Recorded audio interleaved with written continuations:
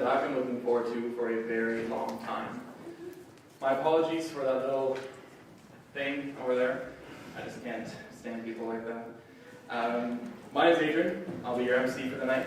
I'm a founding partner at Jackal Events and a veteran member of the UBC Free Speech Club. These are the two organizations that have made tonight possible.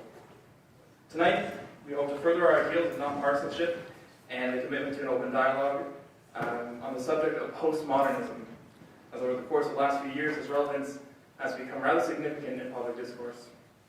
I was going to open the show with a little anecdote about how this night came to be, but the story itself isn't what's important.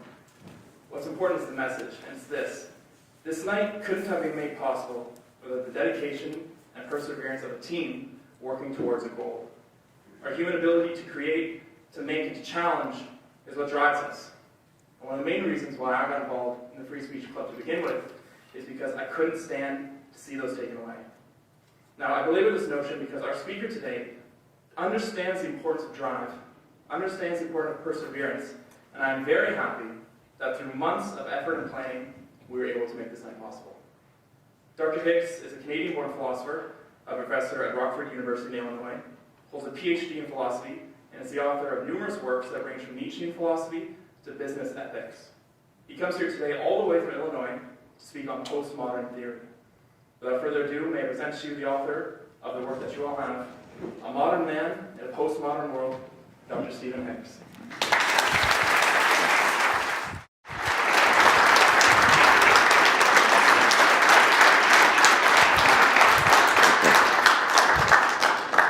All right, thank you for the invitation and the gracious introduction. Yes, challenging times for free speech, right, obviously. More broadly, challenging times for education. And here we are at a university.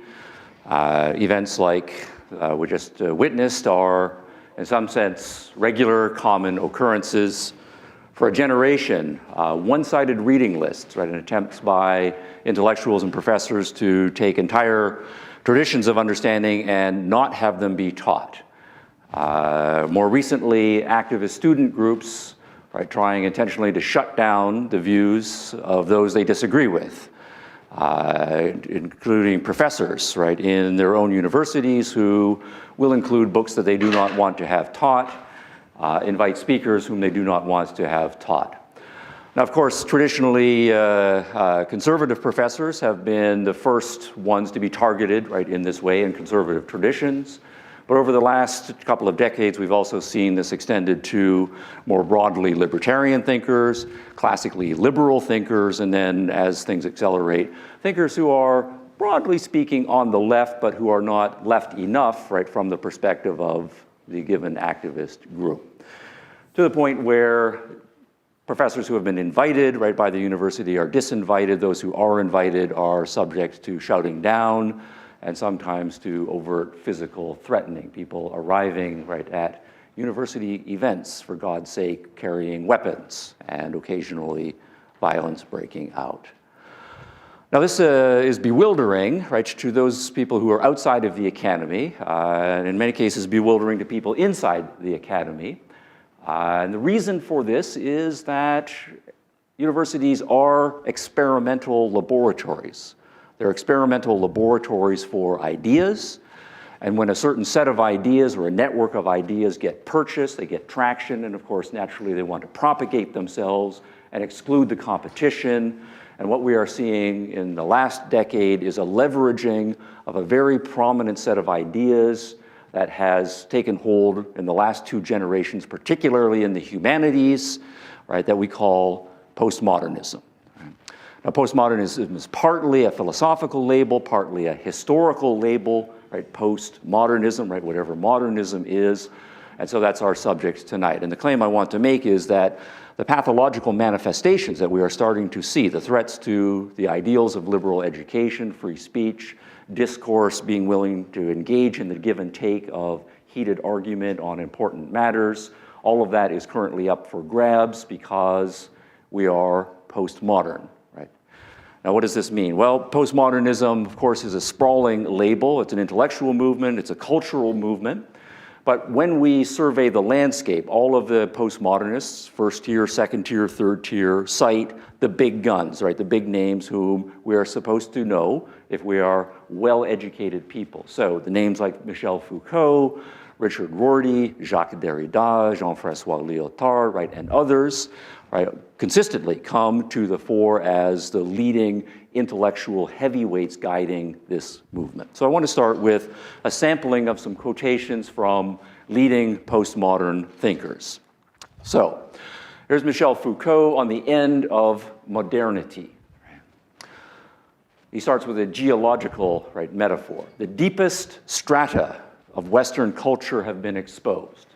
And of course, this is what philosophical individuals do, and intellectuals do. You drill down to the bedrock, right? The basic assumptions, and you think about those. You try to find alternatives. You put them to the test, and the claim is the bedrock, right, of modernity, right, has been exposed and are once more stirring under our feet. So we are in earthquake times, right? The modern world is being subject to fundamental shocks, right, to the system. Richard Rorty, agreeing, saying the postmodern task, right, as he called it, is to figure out what to do, quote, now that both the age of faith, right, so we pause there, the age of faith, right, perhaps 1,000 years of Western history, if we take the Eurocentric or Western perspective right at this point, the decline of Rome, the collapse of Rome, on through Renaissance and Reformation. That was the age of faith in which essentially a religiously based philosophy was dominant intellectually and dominant culturally. But that failed, right? And that's Rory's first point. And the Enlightenment, right, seemed to be beyond recovery. The Enlightenment, right, kind of a capstone intellectual and cultural movement in the modern world. Again, historians will argue maybe 1600s, but certainly the long 1700s and early 1800s, the age of enlightenment. But the claim is that too, right, has failed. So what has gone on essentially up to Rorty and Foucault's generation, mid to late 20th century, is the entire history, right, intellectual and cultural history, right, of the West, going back to the fall of the Roman Empire. The two dominant paradigms or philosophical outlooks have both been tried and been found wanting. Failure, and now we are casting around what should we do next? And that will be the postmodern task. What will we do next? Now, Foucault, Frenchman, Rorty, American. This is an international movement, so here's John Gray, a Brit. We live today amid the dim ruins of the Enlightenment project, agreeing with Rorty, which was the ruling project of the modern period. Now, this is a slightly stronger claim. It's not just that the Enlightenment failed as an intellectual movement, right, but rather Enlightenment transformed culture and the institutions that we live in, and those have reached a pathological state, an end state.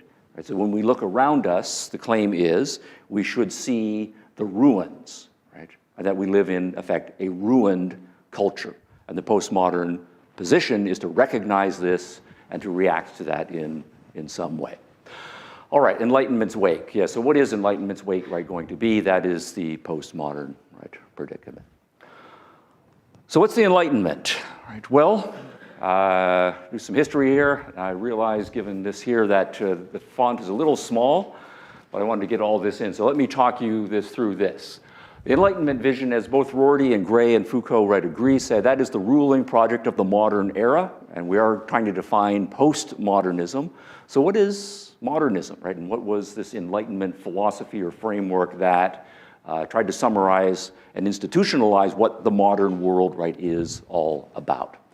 First, a philosophical revolution. I want to go back to the early 1600s, and I've got three names here: Francis Bacon, René Descartes, right, John Locke. So if you take courses in modern intellectual history, and particularly if you study modern philosophy, the transition to modern philosophy is identified with these formative figures. Right? Francis Bacon and John Locke, both Englishmen, René Descartes, Frenchman.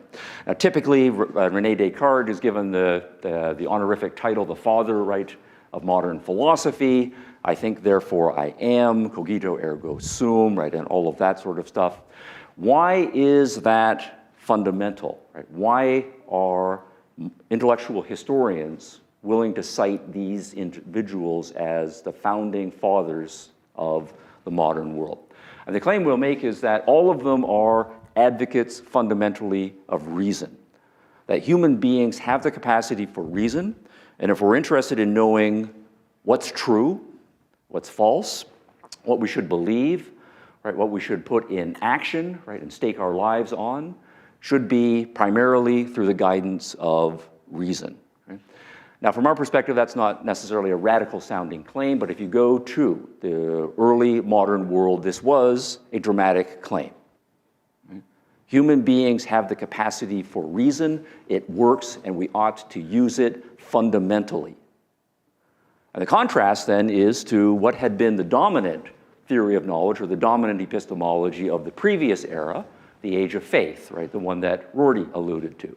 If you want to know the fundamental truths and what you should believe and what you should stake your life on, it has to be an act of faith, right, not an act of reason. And what are you having faith in? Right? Well, you have a couple of options, and there are widespread theological debates that have dominated for 1,000 years. Do you have faith in the church as the institutional vehicle for the true religion? Right? But what is the church based on? Well, the church is based on a long lineage, right, that goes back to Scripture. And so ultimately, Scripture is your authority, right? And you accept the truth of Scripture on faith. Well, what is this faith in Scripture, right, based on? Why should we accept that? Of course, we ask the standard question, and the claim is, again, a non-rational one, that there are certain prophets who in ancient times were visited directly by God and or one of God's angels or emissaries, and God spoke directly to those individuals, and they recorded in some way what God said and then passed it on, and those of us who have not had such direct communications from God accept that they got it right on faith.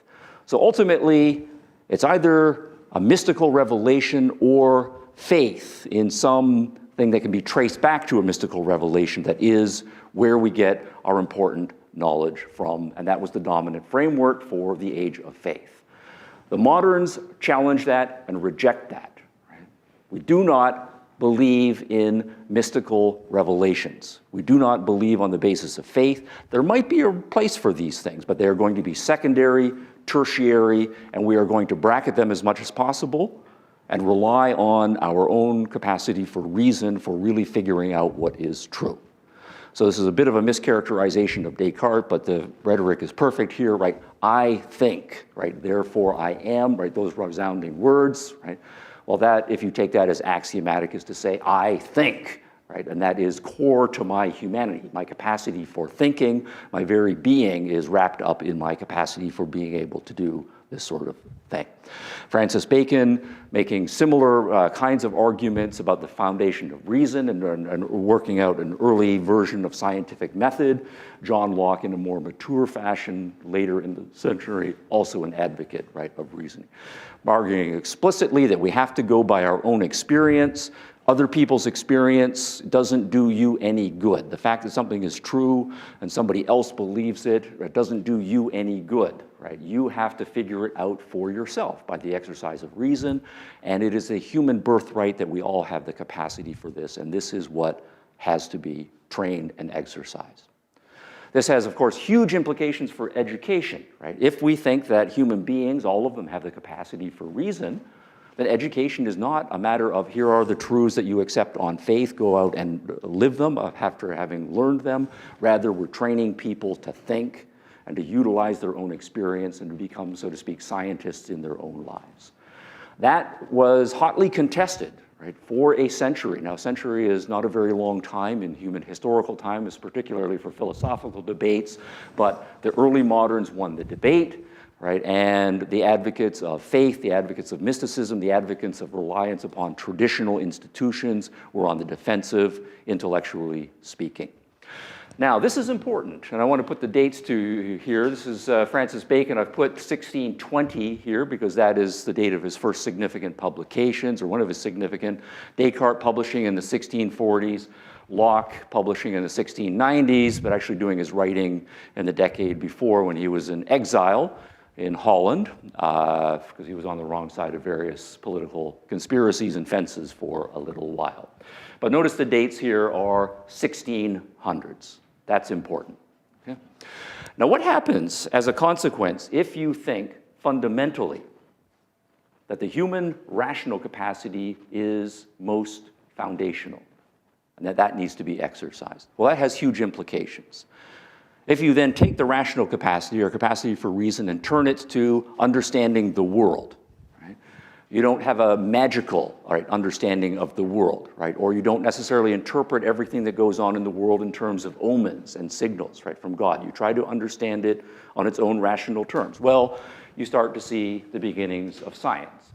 And it is then not an accident, right, historically, that it's in the mid-1600s that we start to see the first kind of recognizably modern scientific fields coming into existence. Astronomy and physics are the first major battlegrounds, but astronomy and physics, right, in modern terms, require an epistemology of reason.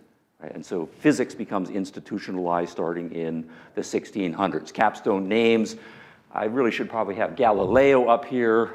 Galileo also did yeoman work right here a little bit earlier. Didn't work out for Galileo very well because he was silenced, but by the time we get to the second part of the 1600s, we've got Isaac Newton, right, a towering figure, right, with a very mature physics, right, in place. Awesome things being done in mathematics, right, by both Newton and Leibniz and any number of other people. Then it's a matter of generations. By the time we get another 40 or 50 years, you can see chemistry, right, coming online. It's separating itself out from alchemy and magical understandings of how the elements work. And then another 50 years later, biology, right, is coming online.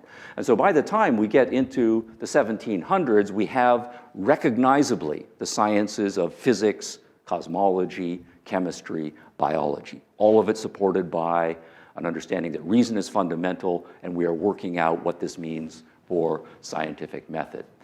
We also then see, and when we get into the 1700s, right, these start to be applied to more systematic areas. If you take science, physics, chemistry, and you apply it to understanding, right, thermodynamics, right, then you get the Industrial Revolution. The Industrial Revolution was a lot of inventors, of course, working in their garages, right, in workshops, but a lot of it was very theoretical science. Right, that was discovered, and people were looking for ways to apply this. And it's not an accident then that the Industrial Revolution is first happening in England, because England was the first nation of the Enlightenment. Right? Newton, Bacon, Locke, right, are all, right, Englishmen.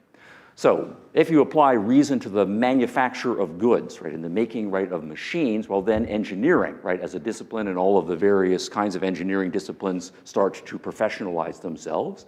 And our big capstone label for that is the Industrial Revolution.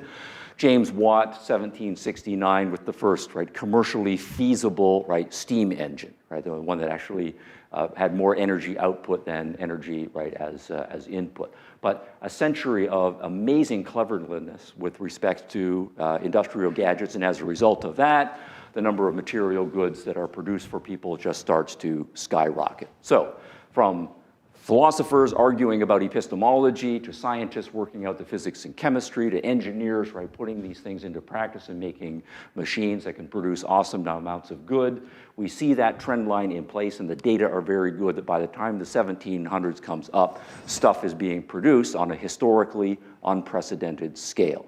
Right? Cotton, right, for all human beings to wear, dinner plates, the fact that you can put glass, right, in your window, right? All of the things that we start to take for granted, right, in the modern world were first mass-produced in England, and then places that were influenced by the 1700s. Now, if you do the same thing, you take science and you start to apply it to human beings are more complicated than machines, but you get away from, again, magical and witchcraft as types of understandings of why people get sick, All right? We're not getting sick because God is punishing us, right, for various things, or we're not healthy because God has favored us, right? We are looking for naturalistic, rational, scientific understandings, right, for various things, and you start to see in the late 1600s and all through the 1700s a transformation of the medical profession and putting increasingly on scientific footing. Medical chemistry with Lavoisier, Edward Jenner, and the smallpox vaccination, a huge, right, lifesaver. I don't know if you can imagine, right, being the first person to inject yourself, right, with something that you know, right, came from a sick person who died of a particular disease, because you've got the confidence, right, the rational confidence, right, you've done the numbers, you've done the experiments that it's going to work. So he is a great hero, right, of vaccination science, but these are two guys, right, I'm singling out here. And then again, the empirical data is very good, right? Human life expectancy for most of human history, right, was in the 20s, right? And it wasn't until the 1500s that it got up into the 30s, right? And then starting at the late 1700s, we see that number going up, right, steadily, right, and so forth, directly as a result of this. So people are living longer, they're living healthier, partly because of medical chemistry. We're in less pain in a lot of cases, and the story is increasingly progressive, and we have more stuff, right, available to us. Now, the same thing, though, occurs if you take reason, right, as fundamental, and you don't emphasize that we're trying to understand the world out there, right, scientifically, but we apply reason to ourselves, right? And we take as the important foundational figure that every individual has the capacity for reasoning. Right? What does that imply for the normative side, right, of our existence? Right? Well, it is an immediate, right, boost to individualism, because we're getting away from the idea that only certain special individuals have received insights from God, and everybody else is in ignorance, and everybody else should be faithful with respect to those people who have the special institution or the special insights, or that only an elite number of people are the heirs of certain traditions that have come down, right, over the centuries. And if you are not an authorized official, right, of one of those institutions, then you should have faith in those authorized individuals. What we are saying is every individual has his and increasingly her own brain and can use it to figure out the way the world works and governs their life. And that means that the respect for each individual's thinking starts to increase explicitly and dramatically. Now, one sign of this is a whole series of political institutions. You start to see, I've got John Locke here again in 1690. The first major battles in this were in religion. So if we just take this argument about what your religious views should be and how should we think about religion and deal with the fact that we have differing views, right, about religion. And we know that historically, right, the standard answer has been, we disagree on religion, therefore I need to kill you.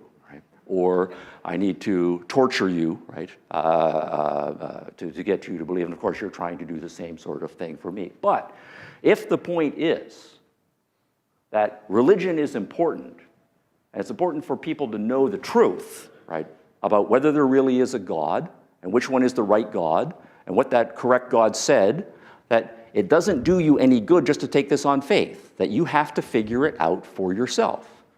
And that you're not right with God, so to speak, unless you have the right attitude, right, toward it. If you're just mouthing words that you've heard from other people, that's not legitimate. But if you have convinced yourself of the truth of a certain position, then that's genuine, right? And that needs to be respected. But what this means, though, of course, is that we know people are going to, when they start thinking for themselves, disagree with each other, right? And so you and I, right, might come to a point where I really think that my position is true on this, and you really think your position is true on this. But what's going to stop me from torturing you, and what's going to stop me from trying to kill you, is the belief that you are a being of reason, and your religion is not going to do you any good unless you really believe it by your own lights. And that means I have to respect the fact that you disagree with me on this. That's the more important thing. Because if I try to torture you into it, that's not going to do you any good. And if we're supposed to be, as part of our religion, benevolent and love our fellow mankind, then tolerance becomes absolutely essential.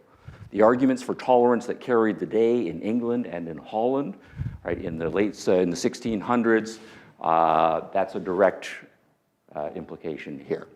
And that is a historically almost unprecedented, right, achievement, right? Religious tolerance, if you are familiar with religious history, right, very few cultures, very short times, but in the modern world it came about here. Obviously this has political implications. If you think that you're going to leave people's religious lives up to themselves as individuals to work it out, well then what about their political lives? What about their economic lives? It's not a big stretch to say we should also get away from feudalism, right, where we tell people what they can and can't do, with whom they can trade, what prices they can set. We will leave people up to make their own decisions about what they're going to make, whom they're going to trade with, right, and so forth. And so we start to see the institutions of modern capitalism. And I don't think, again, it's accidental. Adam Smith on the Wealth of Nations, published in 1776. If you make the same applications with respect to politics, well, right, politics, again, right, should not be a matter of, right, elite leadership. Right, politics should be something that every individual has the capacity to do. We want people to participate in the process. We want them to argue, right, about politics. And we want everybody to have a say, everybody to be able to run for office. And at the same time, we want to have protections for each individual to do their own thinking on political matters and so forth. So we have constitutional protections on freedom of speech. So again, it's not accidental that we have a number of liberal revolutions in the classically liberal sense, first in England, then in the United States, right, then in France. All right, so freedom increases, right, wealth increases, material goods, and so forth. And again, the dates are significant because all of these dates are in the latter part of the 1700s. A century and a half transition, that's the Enlightenment. I have an asterisk up here. You'll find this in the book. I don't know if you know when the last witch, this is just a fun little fact here, the last witch, right, was burned to death, right, in England, right? It was in the 1760s, right? And actually her last name was a witch and her daughter, who was also apparently a witch, and their last name was Hicks. Right? Okay, so I don't know if there's any family connection, right, but that stands out in some people's minds, right, as significant. But the point is, we stopped doing that anymore, right? We stopped torturing people, right, over, right, religious differences. We take democracy seriously. We take republicanism seriously, right? We take all of these institutions seriously, right? Liberalism in some form, markets, right, engineering, medicine, because we believe in the fruits. And the Enlightenment was the first era, right, in human history that put together this whole package, right? And obviously there are hundreds, right, if not thousands, of very important intellectuals, right, making all kinds of arguments and prevailing, right, in the arguments until you have significant movements, but they do become cultural movements. And then they start to be institutionalized and they become sort of the working machinery, right, or the working cultural fabric, right, of the societies that start to think this way. First England, some extent a little bit later in Scotland, spreading across the Channel to France and many of the Western European states, petering out the further east it goes, right, in Europe, but certainly then transplanted across the ocean to the United States, and then everywhere that the British Empire went, right, the Enlightenment became an intellectual and cultural phenomenon, right, of this era. Now, also a striking thing, we have the language here, right? So we have Jefferson's language, the pursuit of happiness, right? But think about how, again, if you know something about the history here, how rare it has been, the idea that life should be about happiness, right? And that this should be a fundamental birthright, and that we expect that if we give people space, and we have the right kind of society, that most people will be able to put together happy, fulfilling lives. Right? Again, this is a historically unprecedented phenomenon. We kind of take it for granted, right? This idea, sort of just in economic terms, right, that we expect our lives will be better than our parents, and our parents' lives were economically better than the grandparents, and our kids should have it better off, and so forth. That progress, right, again, is historically unprecedented. Until you get to the middle part of the 1700s, if you ask people, so to speak, how does human history go, right? Are we getting better and better? Of course, the answers were basically three. No. Things used to be good in the old days, and it's just getting worse and worse and worse and worse and worse, right? The decline theory of history, right? Or it is, sometimes things go up, sometimes things go down, sometimes things go up, sometimes things go down. It's the same damn thing over and over, just one damn thing over and over, right? So there's no improvement, there's no decline, it's just cyclical, right, so to speak. Or the randomness theory of history, right? You look at history, it's too complicated, and it doesn't make any sense because the world is ultimately a mystery, and so we can't say. This never happened before the 1700s, the idea that we have finally figured out what has kept people in ignorance and bondage for so long. Right? We have become enlightened. Right? We've got the tools. Right? We have the reason, we have the scientific method, we have the understanding of basic human liberties and rights and the respect for the individual, and we have enough people institutionally, right, who believe this. We can make a society that in principle can solve any problem. Give us enough time.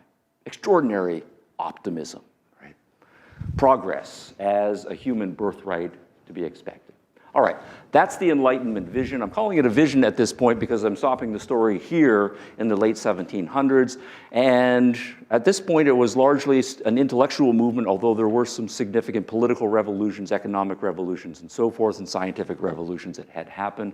But this was still largely a projection that if we go further into the future, right, we will deliver the goods on all of these claims that we are making here. So when the postmoderns, now 2 centuries later, we go from the late 1700s to the late 1800s to the late 1900s, are saying, right, that all of this has failed, right, and that we are now in a position toward the end of the 20th century to look back on what the Enlightenment's promises were, what the philosophical underpinnings of it were, that we can see that those philosophical underpinnings have failed, and that when we tried to put them into practice, right, they necessarily, as a failed philosophy, led to negative, dim ruins manifestations. That's going to be the claim.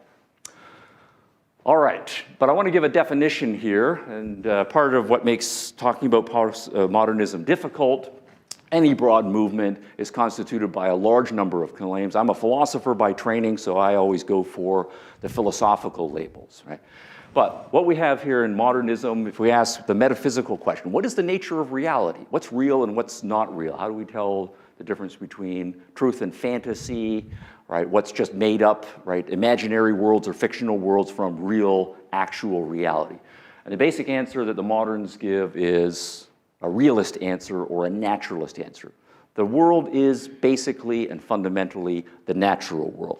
There might also be a God, and we're open to arguing for it, and many of the moderns did believe in God, but they had a rational understanding of God and believed that you had to argue for the existence of God. And you had to argue for it first on the basis of a very good understanding of the way the natural world works. So we're going to start with the natural world and see where that takes us. Epistemologically, how do we know? How do we really know, right? Because we're a smart species and we have all kinds of beliefs and things that we want to be true, how do we sort out the ones that we really should put our confidence in? The answer here is some sort of objectivism, right? We need to use our experience and reason on the basis of that experience, and of course that's what scientists do in very sophisticated fashion, but all of us in our lives need to practice these traits. Be as objective as we can in our experience, assessing the data, including the negative data, and trying to come up with our best understanding, right, of it. What is it to be a human being? We've de-emphasized these ones, but the individualistic themes come out here in our understanding of human nature and the ethics. That human beings are individuals. They should be autonomous. They have the capacity to think for themselves if they so choose to do so. Some debate over kind of the moral status, but largely a retreat from the idea of original sin, an idea that human beings are born either neutral or with some capacities for developing themselves to the good, a more optimistic understanding of human beings. And then when we turn to political and economic issues, some sort of, broadly speaking, liberal capitalism comes to be the dominant, right, set of views. When and where, those are just the historical labels of the Enlightenment. So this is a 5-dimensional definition of modernism. And if you want to understand philosophy is traditionally divided into 5 disciplines, sometimes 6. What's the nature of reality? How do we know? What is it to be a human being? What should I do with my life, and how should we live together? Metaphysics, epistemology, human nature, ethics, and politics. You have an integrated view on all of those things. That's your philosophy of life. This is the modernist view of life.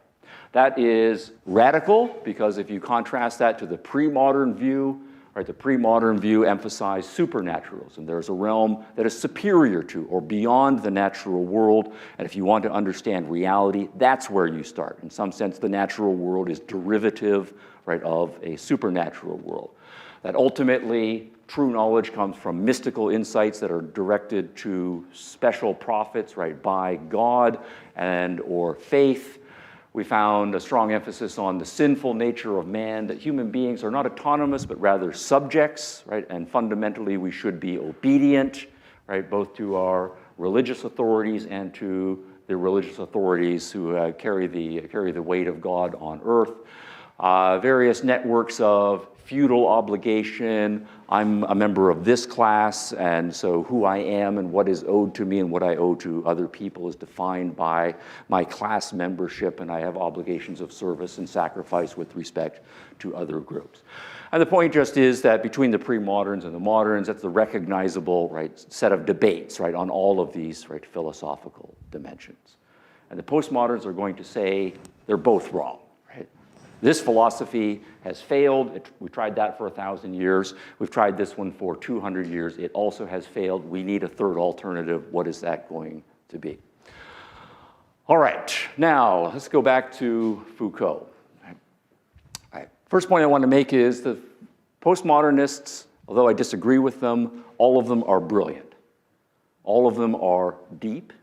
All of them are extraordinarily well-read, particularly in the first generation postmodernists, the ones that I think are justifiably the names on everyone's lips when we need to talk about postmodernism. And the reason for that is that they go for the fundamentals. They really are drilling down to the deepest strata. So what is the deepest strata? Well, according to this chart rather, the most fundamental thing is this modernist belief in the importance and the efficacy of human reason. That's how we acquire knowledge. If we really want to sort out the true from the false, we have to be sophisticated in the use of our rational capacity, logic, mathematics, scientific method, and so on. So, Foucault. It is meaningless, to speak in the name of, or against reason, truth, or knowledge. Okay. Now, that's a big guns claim, The entire Enlightenment project relies on a claim about reason. And the claim is going to be that that claim is not only false, but just meaningless. Reason is a meaningless concept. Truth, is a meaningless concept. Knowledge is a meaningless concept. And one of the things that anecdotally we know when we start reading postmodern thinkers is there's a strong dose of skepticism and cynicism about any sort of positive value claim. One way that this is done graphically, is certain kind of success words epistemologically, truth, or fact, They're always put in scare quotes, And that's a way of distancing yourself from it. I'm going to use this word truth, And then ha-ha, That's the implicative. And this is where it's coming from. So what we do have in postmodernism is a very deep skepticism about the human capacity for knowledge. And this is in contrast, to the claim that says, if we have faith, we can get knowledge. Or if we use reason, we can get knowledge. Both of those are going to be seen as false. There is no such thing as knowledge. We've been trying for a long time. We can't figure it out. Therefore, we should realize the game is up. Now, the point then is going to be, and I'm harping on this, meaningless is a very strong claim, Poisman Fremister, That's just a meaningless phrase. And the claim is, when I say knowledge, that's no different from Poisman Fremister. Actually, I can't even say it twice, because I just made it up on the spot. Just a meaningless nonsense phrase. And of course, that's just a breakdown of communication. And if we want to communicate with each other, we shouldn't be using meaningless words and phrases. And so the implication is going to be, whatever we're doing, we're not talking about knowledge. We're not talking about truth. And we should just kind of set those concepts aside and do something else. Now, what does that mean? Because that's out there. Well, Richard Rorty.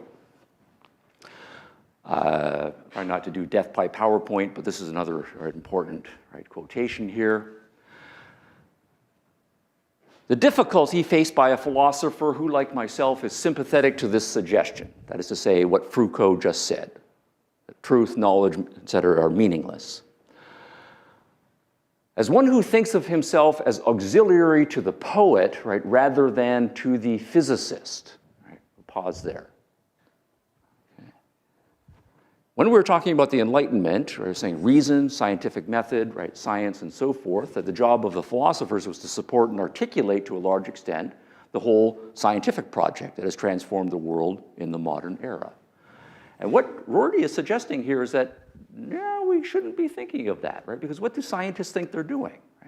They think they're studying the natural world and they're gathering facts, and they're doing logical interpretations, and they're getting closer and closer to the truth, of things. And we're really getting knowledge, of the way the world works. But if Foucault is right, that's not what we're doing. So we shouldn't be thinking of philosophers as working with physicists. And so he says, yeah, instead I'm going to think of myself as an auxiliary to the poet. As a philosopher, whatever that is, I'm working with the poets. And the poets, and what the poets are doing is closer to, I can't quite use the word right, or true, because that would be paradoxical, but that's where we need to be. Okay? Now, what's the difference between a physicist and a poet? Well, if you put it in philosophical terms, the scientists say, we are trying to be objective. I might really want something to be true. I might be emotionally invested in a theory. But if the facts and the logic and the evidence goes against my theory, I'm going to have to set aside my feelings and what I want to be true because I'm committed to objectivity. But if you're a poet, what is your mode of operation? Well, you just make whatever you feel up. To put it crudely, you can make shit up. And that's fine. Because when you are doing poetry, you're expressing not necessarily a rational theoretical understanding of the world, but your subjective reaction to your circumstances, and the world, and you're putting it out there. And when I put my poem out there, your response to it is not, is this true, and does this meet the canons of scientific method? But rather, your reaction is, does this push my emotional buttons in the right way and make me think and imagine things that I want to think and imagine? And so what Rorty is suggesting is if we then set aside, as we think we must, the Enlightenment project, that means we are setting aside objectivity, that physics project, and instead we are enshrining subjectivity. And the poets are the most human realization of human subjectivity. Now, that's kind of paradoxical, because it sounds like we're saying the right way to think about the human condition is this way. But how can I talk about the right way without using the words truth, I can't say that I know this, And that's what he goes on to say, and this is the predicament, that we are in. I have to do this without avoiding, or hinting rather, that my suggestion somehow gets things right, that my philosophy corresponds to the way things really are, because as a skeptic, I can't know, what things really are. All right. So we're going in this way, and we're using language to suggest some new territory, but we're aware of these pitfalls. Okay. Stanley Fish, Duke University professor for a long time, Milton scholar, then actually moved to my state and became the highest paid public employee in the state of Illinois, made more than the governor as a superstar professor at one of the University of Illinois campuses. Talking here about deconstruction, he's applying postmodern methods to literary criticism, and the label there for deconstruction is a literary method of applying postmodern techniques to techniques. And the claim is to say, these deconstructions really pretty great because It relieves me of the obligation to be right. I don't have to worry about being right, right? What does this text really mean, and am I interpreting it right correctly, and should I have arguments and good evidence, right, and so forth. Instead of that objective, right, criterion, deconstruction just says I just have to be interesting. Right? Okay. And what's interesting? Well, that's deuces wild. That's subjective, right? Right? And so you start to come up with creative, right, interpretations of the text, and there are not these constraints. So literature studies are going to go in a certain direction. Right? Frank Lantricchia was a colleague of Fish's while they was at Duke. University is very important, right, to this postmodern story. And there's a fork in the road here, because for some postmodernists, it's just a matter of being playful and interesting and coming up with cool interpretations that push your value buttons, the Fish option.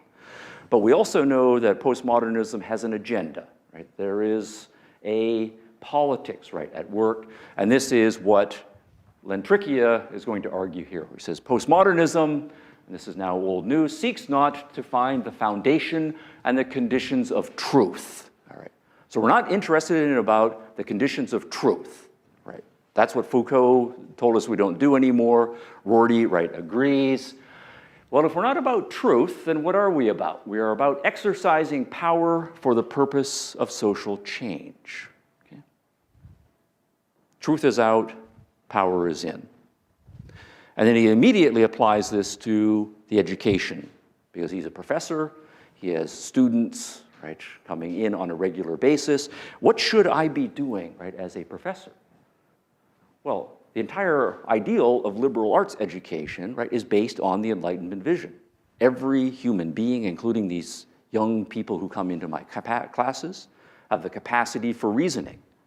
And I have to expose them to the facts, lots of different experiences, and have lots of debates and discussions, right, among the students and with me about the different ways we might interpret, right, all of these facts and data.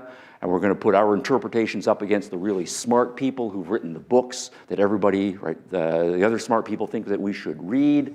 And the idea is we are training the individual human being's capacity for thinking, for digesting their experience, for being open to new experience, to debate, changing their mind on all of the rhetoric and argument and so forth. That's what your job is as a professor, because that's what you think is the best way students can become truth seekers themselves and really come up with the kind of knowledge that they can rely on in their lives.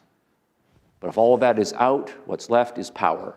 My job as a professor, as he goes on to say, is to, quote, help students spot, confront, and work against the political horrors of one's time. So John Gray is right. We do live in the dim ruins of the enlightened world. It's all crap right out there. My job as a professor is to train activists. And I use my power to do that. Recasting, right, of education on postmodern lines. Andrea Dworkin, right? It's not generic. We know that postmodernism comes in sub-brands, right? There are racial versions, there are feminist versions, there are environmentalist versions, there are ethnic versions, there are religiously based versions, right, and so forth. The Enlightenment said, right, every individual matters, all human beings should, right, be free to explore their own lives intellectually, politically, economically, and people should have certain rights and so forth, and so we strive for the extension of those liberties to all human beings. Everybody should ultimately be equal, and then we'll be, right, peaceful and progressive. Dworkin, right, in her postmodern phase, right, in a book called Intercourse, you don't want to read it, really, despite the sexy title. Right. Can you see the words at the back? Because I'm kind of a delicate person. Okay, I'll just say it, right? The normal fuck, right, by a normal man is taken to be an act of invasion and ownership undertaken in a mode of predation. So all this talk about, right, equal liberty and rights and human dignity, right, and extending the franchise and education opportunities, that's all a fraud. Right? And the reality is, right, men have their power agenda. Right? Women, of course, have their own power agenda, but there's unequal power, and that's the bottom line, and that carries into the bedroom. And to me, the most important word here from the Dworkin passage, is the word normal, right? So it's not just that rapists are a minority of weirdos, right, among us, right, whom we need to deal with. This is what she takes to be the human condition in male-female relations. So that Enlightenment promise is, again, a fraud. We can extend this to international relations, right? We're not exporting democracy and markets and peace and prosperity for all when we are taking the Enlightenment vision and spreading it around the world and encouraging people to trade with us. Instead, we have a darker vision. Again, strong nations versus weak nations, and we all have this rhetoric about trying to get along with each other, but really it's a matter of the strong nations, like the United States, imposing their agenda in various sneaky forms on all of the weaker nations in the world. And so really, the weaker nations of the world are always, right, the victims. Now, this is a reflection by Lyotard, Jean-Francois Lyotard, about the first Gulf War in the 1990s, about Saddam Hussein. So what do you think about Saddam Hussein? Probably you've heard from this postmodern perspective, the CIA propaganda version, right, that he was a brutal dictator, right, who did bad things to his people, right, et cetera, et cetera. The truth is, oh, sorry, I can't say truth. The something or other is, right, that Saddam Hussein is a product of Western departments of state and big companies, right? The powerful corporations and the powerful nations, just as Hitler, Mussolini, and Franco were born of the peace imposed on their countries by the victors. Hitler was a victim. Mussolini was a victim. Right? Franco, a victim. Right? They were bad guys. That's fine. Right? But they weren't like homegrown, making their own problems and becoming evil. They are a symptom of the real badness, right, which is in the Western rich capitalist nations that have this rhetoric, right, about so forth. The Iraqi dictatorship proceeds, as do the others, from the transfer of aporias, right? That's a Greek word. If you're an academic, you have to throw a few of those in. It just means problems in the capitalist system to the vanquished, less developed, or simply less resistant countries. So what we have here is the Marxist-Leninist theory of the exportation imperialistically of problems from the rich countries to the poorer countries. And that was a hint, but Derrida, right, makes it explicit, quotation, deconstruction. He's the big name in literary deconstruction. But here, he says, why is he a deconstructionist? And of course, there are philosophical issues, but he says deconstruction never had any meaning or interest, at least in my eyes, than as a radicalization. That is to say, within the tradition of a certain Marxism, right, in the spirit, right, of Marxism. So Marx is important here, not the literal Marx, but some sort of Marxism, right, spirit sort of thing. And so the various kinds of neo-Marxism are going to be an important part of the story here. Now, the point of all of these selection of quotes is to set up, right, for then the same chart, but now we fill it in the way the postmoderns will do, right? Metaphysics, what is real? What is the nature of reality? The postmodern answer is going to be that that's a pointless question, that's a meaningless question. And in philosophy, we just call that position anti-realism. So we're not going to try to debate whether God really is real the way religious philosophy wants to do, or whether natural world is the only reality the way the more scientific-minded. Both of them are making claims that they can figure out the way reality really is. The postmoderns are skeptical and to say we're just going to dispense with metaphysics as a discipline. We're anti-realist in point. How do we know? Well, the answer is going to be that we are subjectivists, right? But rather that we are socially, right, subjective. And that ties into a kind of social determinism. Language matters a lot. And the argument that often is the most prominent one is that we're born into certain linguistic groups. We learn a certain language at our mother's and our father's knee. But built into those languages a certain set of assumptions and ways of framing the world. And those get deeply baked into our understanding of the world. And we can't think outside of them. And so we are all prisoners of our linguistic groups and the various social things that come out of that.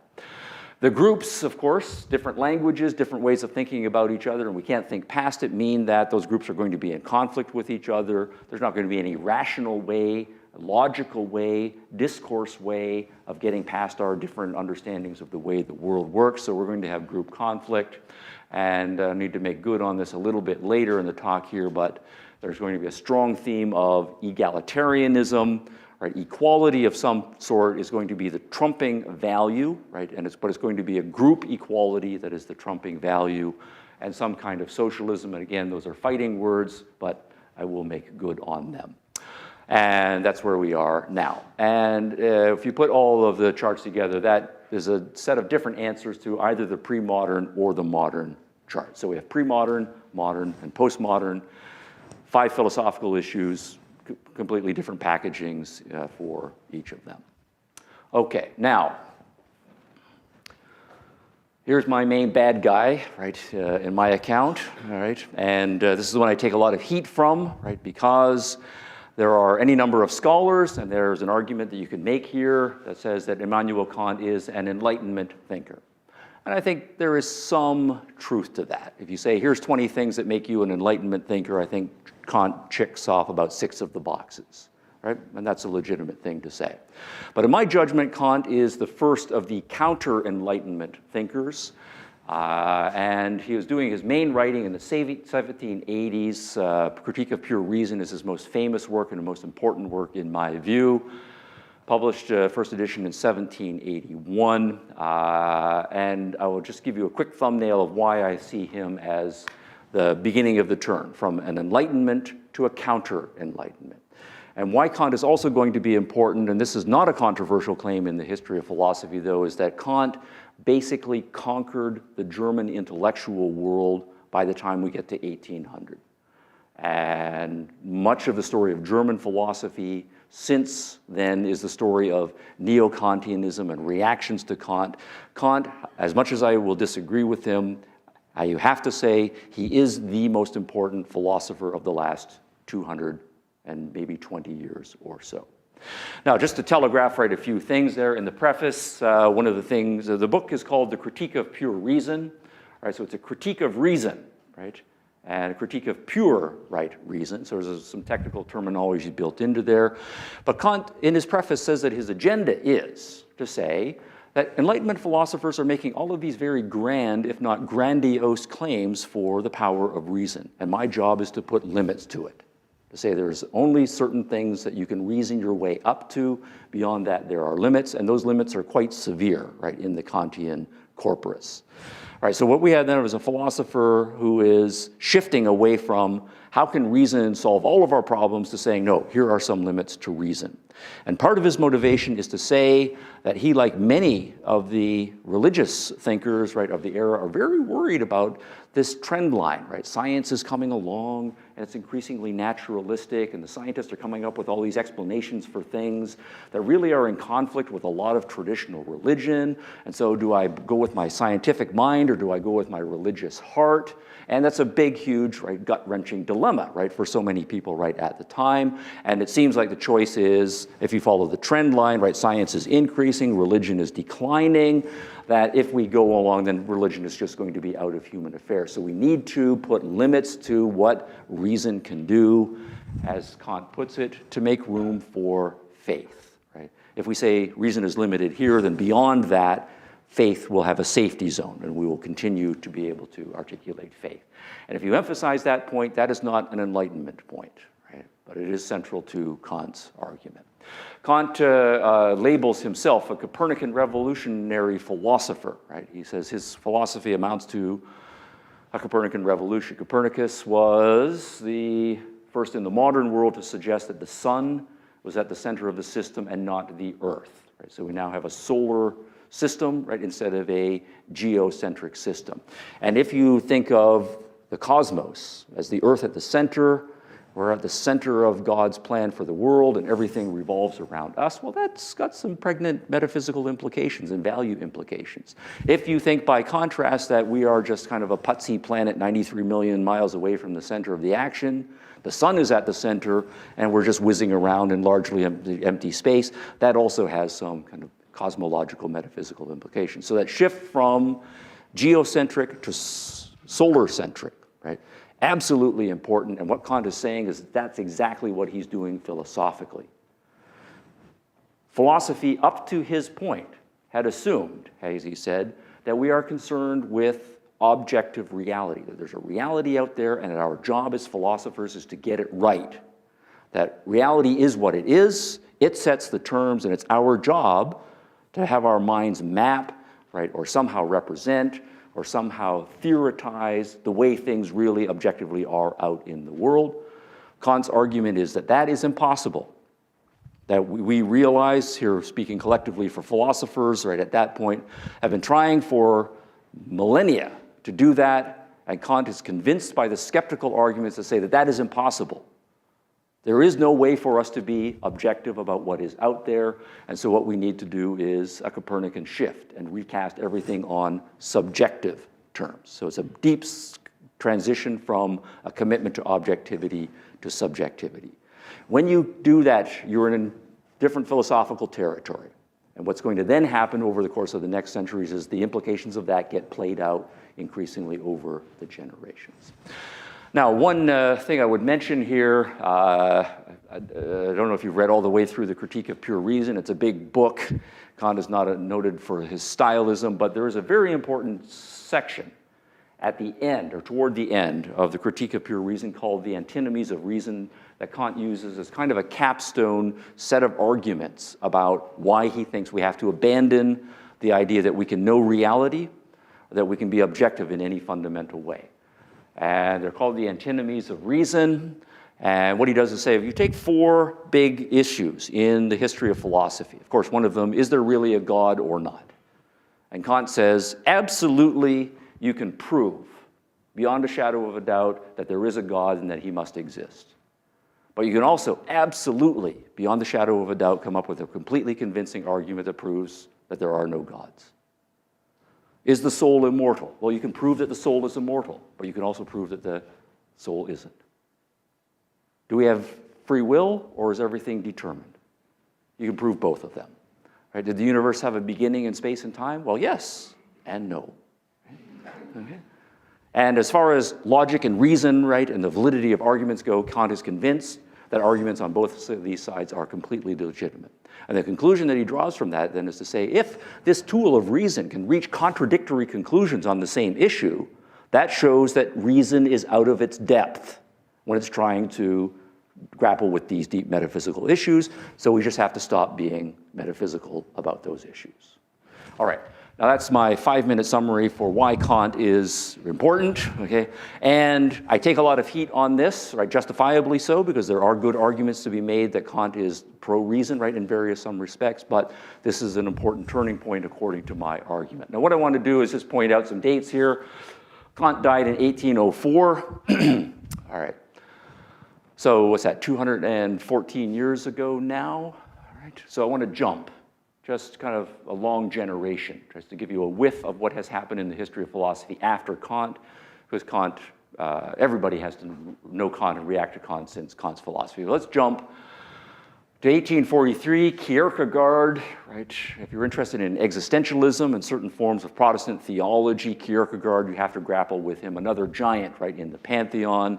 40 years later, but what we have is an explicit irrationalism by the time we get to Kierkegaard's chapter. If you want to believe the things that are genuinely meaningful in your life and are going to give you significance, you have to make a leap, as he puts it here, into the absurd. Because the things that really give us meaning in life, right? We can't make sense of them rationally, but we really want to believe them and feel that we need to, so we need to do a leap of faith. Unfortunately, we've got all of these pro-reason philosophers who say we have to be rational, right, and so forth. And so what we need to do then is crucify reason, right? Go on the attack against reason. So we're very deeply anti-enlightenment, right, in this school 40 years later. All right, that's 1840s. Another 40 years, it's not perfect math, what's that, 43 years, right? Nietzsche, right? Astoundingly important philosopher for the last 100 years, writing how pitiful, how shadowy and fleeting, how aimless and capricious the human intellect is. Right? So, anti-rationalism, right, with a vengeance, right? 80 years later. Jumping another 40 years, Martin Heidegger. Whether you love him or hate him, right? The man was a screaming Nazi after all, right? So I'm going to be a little bit prejudiced, but brilliant, brilliant philosopher, right? Even though I disagree, again, fundamentally with him, he's on my top 3 list of most important philosophers of the 20th century. Most philosophers, right, will agree with this. And again, he's talking about, here we're trying to do some metaphysics and reason our way to certain conclusions, and we just keep reaching these contradictions. And here's this contradiction that has nagged philosophers for a huge amount of time. And Heidegger's reaction to that then is to say, if this contradiction breaks the sovereignty of reason, then the fate of the rule of logic is also decided. Logic disintegrates in the vortex of a more original questioning. So some issues that we want to grapple with, right, somehow, logic gets in the way, reason can't wrap its mind around it, so we need to set aside logic, set aside reason, and find some other way to get to that. And the point just is that there's now a long irrationalist tradition of philosophy, very powerful and very prominent, right, after Kant, and by now we are getting into the 20th century. All right. Those are all what we call continental philosophers. These guys are also continental, but they are of a different school that is typically seen as a pro-reason, pro-science school, and things have been going on in post-Enlightenment philosophy also in the 1800s and as we got into the 20th century. But many of the pro-science philosophers are also reaching skeptical, dead-end kinds of conclusions. So I'll just give you some names here. Moritz Schlick, leading logical positivist thinker, reaching conclusions about language, right? Language is not a tool that we use objectively to try to come to understand the world. The rules of language are in principle arbitrary, right? So language is an arbitrary, subjective vehicle that we use. Logic, the scientists are all about logic, right? And logical proof, right? And building mathematics on logical foundations, right? And so forth. Logic, according to Ludwig Wittgenstein, all the propositions of logic say the same thing, right? That is nothing. Logic does not tell us anything, right? A.J. Ayer, the principles of logic and mathematics are true universally. Okay, fine. That sounds very nice, right, if we're interested in science and coming to understand the world. We want universal truth. But why are the principles of logic and mathematics true universally? Well, because we never allow them to be anything else. It's a decisional thing. We just allow them to be true. It's not that they are true and we have discovered them. It's a subjectivism that is being reached at this point here. And the point then is logic, language, mathematics, either empty or subjective. And these are the deep truths that leading philosophers are reaching again now by the first decades of the 20th century. Some more, right? Rudolf Carnap, metaphysics, and value theory. So metaphysics and ethics, 2 of the big concerns. What's the nature of reality? What is it to live a good life? The traditional philosophy concerns. Well, metaphysics, including all value and normative theory, logical analysis yields the negative result that the alleged statements in this domain are entirely meaningless. Right? Metaphysics is entirely meaningless. Ethics, entirely meaningless. And if it's meaningless, then it's pointless to try to do those things. We should just set them aside.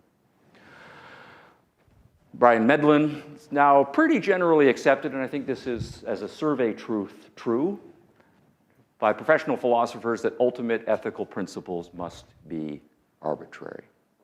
That's 1957, published in one of the leading respected journals, right, of philosophy. And I want to cite the 1950s because this is important, right, as a decade. Right?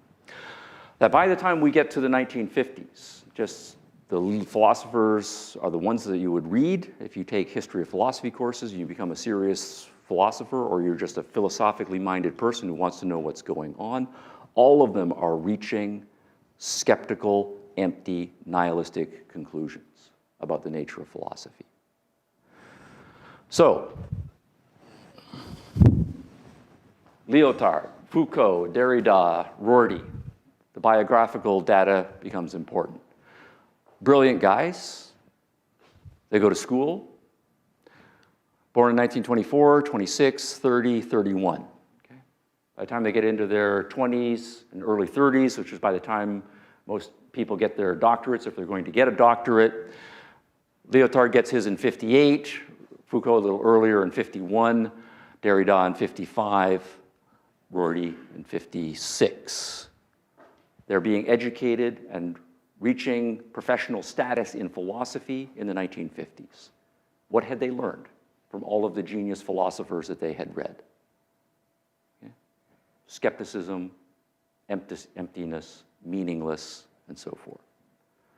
And the point is going to be that the reason why these guys are cited justifiably as the leading postmodernists is that they are the ones who best recognized where philosophy was in the 1950s and the 1960s and decided what to do about it, what the next steps were going to be. They were the ones who reacted to the failure of philosophy in the middle part of the 20th century and came up with the alternative. And what's the alternative? So this is my first thesis. I'm going to say, and we've talked a lot about knowledge, right, truth, meaningless, right, and so forth. This claim here is that Kantian epistemology is the ground root, but as things get worked out over the course of the next century and a half, by the time we get to the middle part of the 20th century, postmodern philosophical foundations have been laid.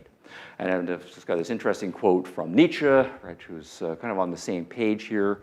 If you take Kant seriously and apply it consistently, you will end up with a gnawing, crumbling skepticism. Okay. Now, he was projecting, and that's exactly where philosophy got 50 years after his death. Okay. And that's the thesis that I am arguing. So when you are encountering postmodernists, and on one side of their mouth, they're saying, you know, nobody knows anything, right, for sure, right? It's all just semantics, right? There are different interpretive frameworks. You have your narrative, I have my narrative, they have their narrative, and so forth, and it's all just narratives. Well, narratives are just subjective constructions that push various value buttons, right, that we have, and we have no objective way to adjudicate the value or increasing betterness of one compared to the other. That's this. Right? And there's a deep philosophical story for why that came to ascendancy in the Western intellectual world when it did. All right. I think that's a good argument, partly because I made it up myself. And I know there's a lot of good counter-arguments, right, that can be made about that. And we were just flying over the territory at 40,000 feet, so to speak. But there's a thesis there. But I do think this argument I've made so far has a problem. Any guesses? It's false. It's not complete. Okay. The problem is going to be politics. Right? And I haven't said much about politics. Right? But we also know when we talk with postmodernism that there is a politics at work there as well. Right? So that has to be integrated into the story, right, as well. So the angry young man, right? This is not just, you know, your theory of concept formation and linguistic semantics needs some adjustment, Hicks, right? It's something more significant, right, going on, and we know that politics gets people juiced up. So we have to talk about politics, right, a little bit here. Now, suppose, though, that we believed, this thesis was true, right? That really what postmodernism is about is some really deep people thinking about knowledge and truth and epistemology and metaphysics, and reaching some really skeptical conclusions. You know, I guess nobody really does know anything. Maybe it is all just subjective, right? Maybe we all just do make up things that push our own value buttons and so forth. Or we're just culturally determined by the groups. Well, maybe that's true, so maybe I'll just be a skeptic, okay, about everything, right? And that then means that I and everybody else, when we believe things, we're really just making arbitrary, subjective commitments to this, that, or the other thing, whatever we want, right? Because that's what subjectivism is all about, bottom line, right? Suppose that's true. Right? What would that mean for politics? All right, so there's what, maybe 150, a couple hundred people here, right? So suppose we all did a lot of philosophy and all of us, right, came to be screaming subjectivists, right? All right, that's a bit flip.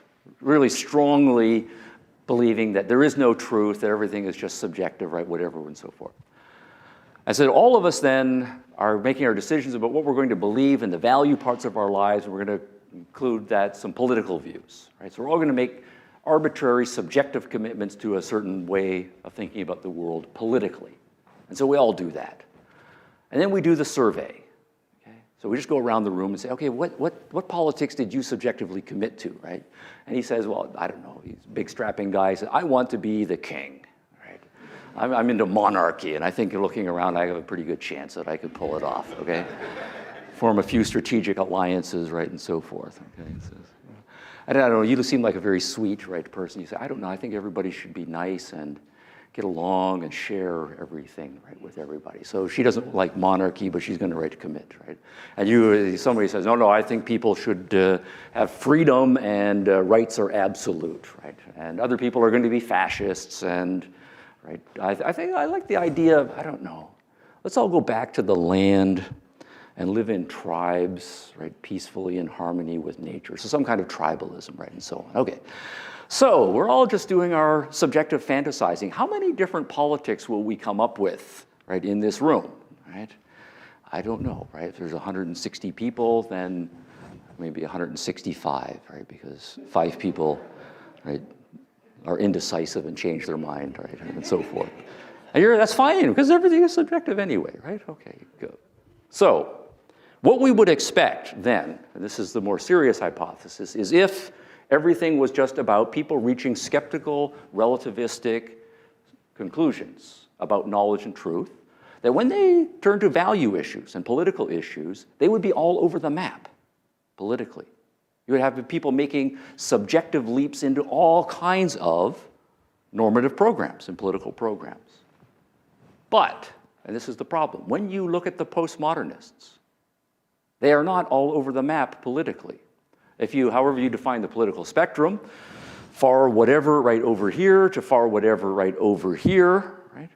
If everything was subjective and random, then we would expect a random distribution on the spectrum. But what we find is that all of the postmodernists in the first 2 generations, without exception, now, don't take it on faith for me, but I can give you the list and you can do your own homework. You take the top 10 leading postmodernists, and they are all here on the political spectrum. You take the top 20, the top 50, the top 100, the top 200 most cited people in the literature. They are all at the very far left end of the political spectrum. And that's not an accident, right? That's not a random distribution. So that's the problem. Why is it, then, that we find a very powerful contingent of thinkers who subscribe to far-left politics now adopting postmodern, skeptical, relativistic, subjectivistic epistemology? What's going on there? All right. Go back to biography. There's the big 4. I'm using them as representative. Lyotard. If you add his politics, by the time he's in the 50s, right, he's a young man, and like most young people, we get into politics and we get passionate, right, about our politics. He committed to far-left version of neo-Marxist politics. Foucault joined the French Communist Party, was with them for a few years, broke with them, but then in the 60s became a kind of Maoist, right, another kind of communism. Jacques Derrida, politics, did not join the French Communist Party, almost, right? But he did hang around in those circles, publish in those journals, and as we saw in the quotation earlier, said his entire agenda was in a certain spirit of Marxism. Richard Rorty is an American. These 3 are French. Right? Communist Party, never that strong, right, in the United States, right, for various reasons, but on the American political landscape, Rorty is a strong social democrat and about as far left as you can go on the American political landscape. And the same thing holds for Stanley Fish and the others as you go through the list, all on the very far left part of the spectrum. So what we then have is a number of individuals, very smart, committed to far left politics, but in the 1950s in a very skeptical philosophical world. Now, the politics matters in another way because, all right, here's Uncle Carl. I swear to you this, my introductory microeconomics professor looked exactly like that guy. And it was really disconcerting because I was reading a lot of Marx right at the time. This guy was actually kind of conservative, right? And so it was a little cognitive dissonance here. So what does far left, especially Marxist philosophy, mean? Of course, lots of things that we said, so I'm just going to give you a thumbnail thing here, but here's a few things. 4 claims of classical socialism, Marxist version. Right? 2 of them are going to be moral claims. If you compare capitalism to socialism, which one is morally superior and which one is morally inferior? Right, so there's the moral agenda. And Marx, as we know, right, thought economics was the mother science, the foundation, right, of everything that is built upon it. Foundational economic claims about the economic productivity of capitalism compared to socialism. And this is worked out by Marx and his colleague Engels primarily and others in the middle part of the 1800s. Right? Communist Manifesto was published in 1848. Right? So hold that date in your mind. So first, the moral claims. Capitalism is exploitative. You have rich people, you have poor people. The rich people have the power. They use their power to keep the poor people down and to extract, right, wealth from them. It's competitive, it's imperialistic, and so the capitalist profit motive brings out the worst in people, and it's a dog-eat-dog struggle, right, and so forth. Socialism then is moral because it rejects the impetus of capitalism, the competition, the class society basis. Instead, it's committed to humanity, it's committed to peace, everybody is going to share, and we're going to try to keep people equal. All right, so, moral claim. Capitalism seems to be doing all right and is more productive than feudalism was, right? But ultimately, it's going to be less productive than socialism, the Marxists, right, are claiming. Right, because it's got these internal contradictions that are going to work their way out, and as a result of that, it's not going to be able to keep its act together. The poor get poorer, the rich get richer. This causes internal conflict right within the advanced capitalist societies, and the whole thing then will collapse in revolution. Socialist economies, by contrast, they will be more prosperous because people are going to be working with each other instead of against each other. And at least in the early stages, we're going to have a dictatorship of the proletariat, but the dictatorship will be wise, benevolent leaders who are able to assess the economy as a whole and make proper allocations of resources and distribute things right appropriately. And so we will be much more right productive. So a pair of moral claims and a pair of economic claims. Classical Marxist socialism. Now, the other thing I want to add to this is that Marxism labels itself as scientific socialism. Right? So socialism, but we're not just abstract dreamers. We are socialists who think. We have studied the way the world works. The iron laws of economics, right, are going to work out. Human nature, we have the right theory of it. This theory yields definite predictions about the way the world is going to go, and we are going to stand on those predictions. We are scientific about this. Right? This is not utopia. It's reality. So, another death by PowerPoint chart. Right? Let me talk you through it. Marxism is a class analysis, right? So let's take this slogan, the rich get richer and the poor get poorer. We all know that one, but we'll tease it out. What does that mean when we actually apply it to a social scientific understanding of the way capitalist society works? Well, we say we have 3 classes. We have the working class, the proletariat, we have a middle class, because there had been a rising middle class, and we have the upper class. The working class, they're weak, they're poor, right? They don't have much status. The middle class, they're comfortable, but they're unstable. And the upper class are the powerful and the rich people. Okay, so that's where they are initially. Initially, what's going on then in capitalist societies is, of course, the poor are being exploited. Right? The wealth is being extracted from them. There's so many of them, wages are pushed down. Capitalists get to make all of the rules. They control the government so they can extract as much wealth as they want. And so these guys are exploited, and it's very hard for them to get out of their condition, if not, right, impossible. And so they're basically going to, as Marxism predicts, become more and more people in the population. So the prediction then is going to be, as capitalism advances, more and more people will be forced into poverty, right, as a result of the capitalist dynamic. The middle class, right, they're unstable because the logical capitalist competition, right, says there's winners and there's losers, and we're all competing with each other. Some people in the middle class will succeed in clawing their way up to the rich class, but the most of them are going to at some point make a mistake, right, or they're going to be outcompeted and they'll be forced down into the proletariat.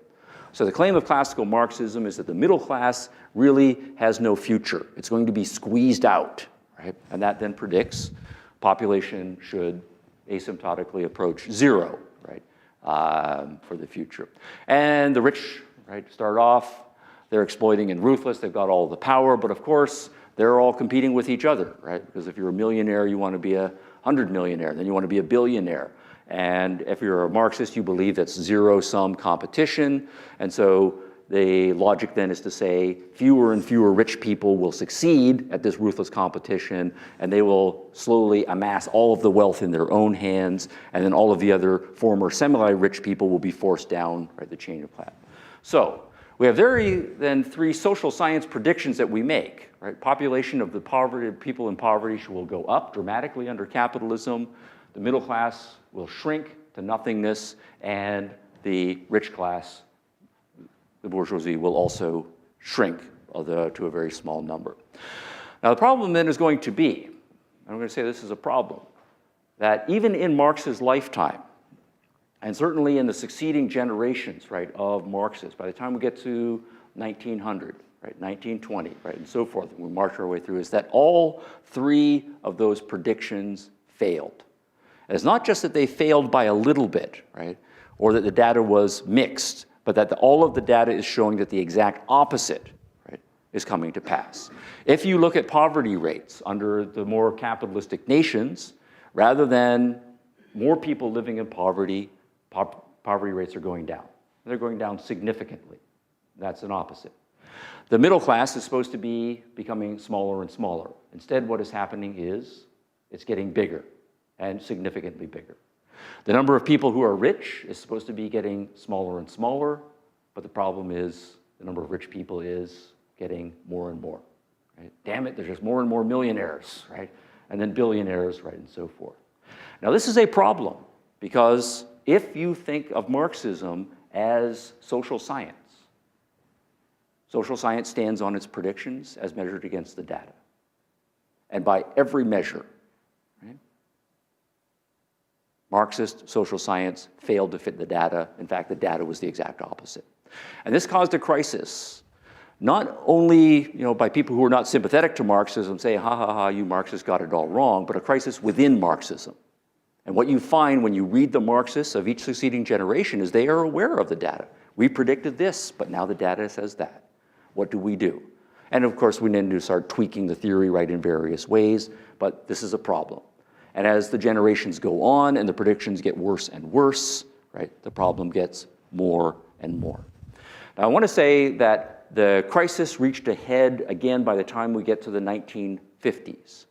And the reason for that is important, partly because if you look at the first half of the 20th century, right, the Marxists had said World War I, right, the Marxist theory of World War I is it's all the capitalist countries getting together and going to war over resources, and what's going to happen is the capitalist countries will basically kill each other off or weaken each other, and that will provide a space for the communist revolution of some sort, right, to fill the vacuum. That didn't happen. But good news, depression, right? The Great Depression happened. Marxist theory says, right, this is the final death throes of capitalism, stock market excesses, capitalists getting greedy, et cetera, et cetera. Capitalism is over, and out of the economic collapse, right, the proletariat will get their act together and we will have revolution. That didn't happen. World War II, well, this is one that's a little bit more complicated because we've got the communist nations fighting the fascist nations, fighting the liberal democratic nations.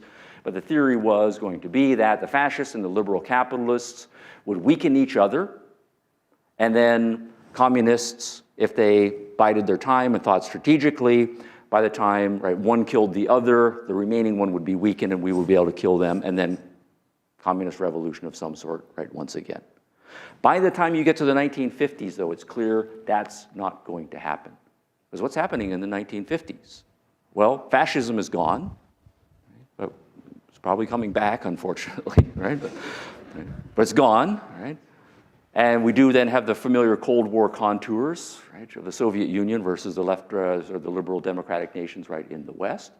But the liberal capitalist nations have recovered from World War I, from the Depression, from World War II, and things are pretty good, right, if you start looking at what's going on. The poor in the 1950s in the capitalist countries, right, they're all buying cars and television sets, right, and the interstate has been built, so they're taking all these trips, right, and international flight is increasingly available to everyone. Everybody's enjoying all of these movies, right, and eating better, and people are getting taller, et cetera, et cetera. So by the time we get to the 1950s, if you are on the very far left and sympathetic to Marxism, it's not looking good, right, in terms of the data. So it gets worse. We've had 100 years of waiting for the revolution. Hasn't happened. Capitalists are doing better and better, it seems. But what about those moral claims? Capitalism is inhumane. Well, of course, there's lots of things we can complain about, how Canadians have treated each other, right, and how Americans have treated each other, and human rights issues, right, and so forth. In the grand scheme of things, those are important, but relatively light by historical standards. By and large, you get a pretty good chance of putting together a pretty good life if you're living in one of those countries. But on the other side, right, two crushing blows happened in 1956. Right? And these were crushing blows to Western Marxists especially, because for a generation, Western Marxists had thought, despite the predictions about the economic modeling, right, and so forth, at least we have the Soviet Union. And the Soviet Union is a beacon of our humane moral future. It's a communist revolution that succeeded. Right? And Stalin, Papa Joe, right, is at the helm with the power to do what is necessary to usher the Soviet Union and therefore eventually the rest of the world in the right direction. An almost messianic, right, fervor about what was going on in the Soviet Union. Right? Any number of fellow travelers go over there, they take the tours, they come back, right, glowing, right, reports. 1956, right, Stalin has died, Khrushchev has consolidated power, and he announces in a speech that all of those stories about genocide, about the asylums, about the torture, about Siberia were true. It wasn't just CIA propaganda. It was all right. Tens of millions, right, of people tortured, starved, exterminated, right, under what was supposed to be the humanest social system that ever existed. How is this possible? 1956, also in Hungary, one of the satellite states, right, now behind the Iron Curtain. Things aren't going very well economically. Right? Students in university classes are chafing at having to take only Communist Party propaganda right in their courses. Right? They want a more liberal curriculum. They want to have jobs when they get out. Workers are hungry. Right? And so there are protests that are starting, peaceful protests. Well, we know socialist governments care about their people. They care about the workers. They care about the students. The reaction of the Hungarian government was to call up Moscow, say we got big problems here. Moscow sent in the troops, sent in the tanks, and protesters are shot. Right? The ringleaders are dragged off to prison. They are tortured, forced to give up their allies, who are then arrested, tortured, and tanks are sent into the protesters and ride over people. And Western technology, for the first time, this is shown on international television. Everybody sees it. It's not just CIA propaganda again. How is this possible? This is a crisis of faith in the 1950s. So, the old left, that is to say, the Marxist left, is in trouble. What are we going to do? And what do you do if you are a young person in your late 20s and early 30s, strongly committed to your politics, and you're really, really smart? Okay. Well, you re-strategize. And so one of the things that we do know that happened is this is exactly when the new left started. So we have a new left, a new agenda, right, and so forth. And the point is going to be that that agenda, right, is being set by the strategists, and the strategists are the most philosophically minded of them, and we know who those people are going to be. So this is the second thesis. That is to say that by the time you get to the 1950s, what has happened is, yes, philosophy is at a very skeptical place, epistemologically. But at the same time, people on the far left are going through a crisis about what we are supposed to do, now that our youthful dreams in the classical Marxist ideal have failed. And even all kinds of neo-Marxism have been tried, those have failed. And the practical results in the Soviet Union and other places as tried have failed. We need to do some serious thinking. Now, I've used the word faith. And I want to say that there is exactly a parallel here. Because if we think about the kinds of uses of faith that we're more familiar with, what happens if you're an intelligent young person and you believe a certain religious worldview? Right? Typically, you come to believe that it's true, it explains a lot of things, but it also has a strong normative component. You believe that it is moral and decent, and that it's the hope for humanity that your religious vision come to prevail more. Right? But then you start to grow up, and you start to realize that there are lots of smart people who believe very different things, right, about religion. You start to have arguments with them, and sometimes they've got really good arguments. Right? And you find yourself questioning, right, on the basis of the evidence and the data, whether your religious views, right, are true. Yeah? And sometimes you reach the conclusion that, you know, I don't actually think the arguments for my religion are that good. A lot of holes have been poked in them. They can't be true. And these various alternative religions, including non-religions, the arguments for them are pretty compelling. So we have a crisis, right, of faith that, of course, we know millions of people go through. And to put it in polarized terms, it's, am I going to go with what seems to be the best arguments, the best logic, the best evidence, to go with my reason? Or am I going to go with what I really want to be true, which is to say, this religious view that has formed part of my identity and my understanding of what is beautifully and nobly possible for human beings? And what choice do I make? And when it's that polarized, you really have two choices. One choice is to say, you know, the most important thing is the facts, the truth.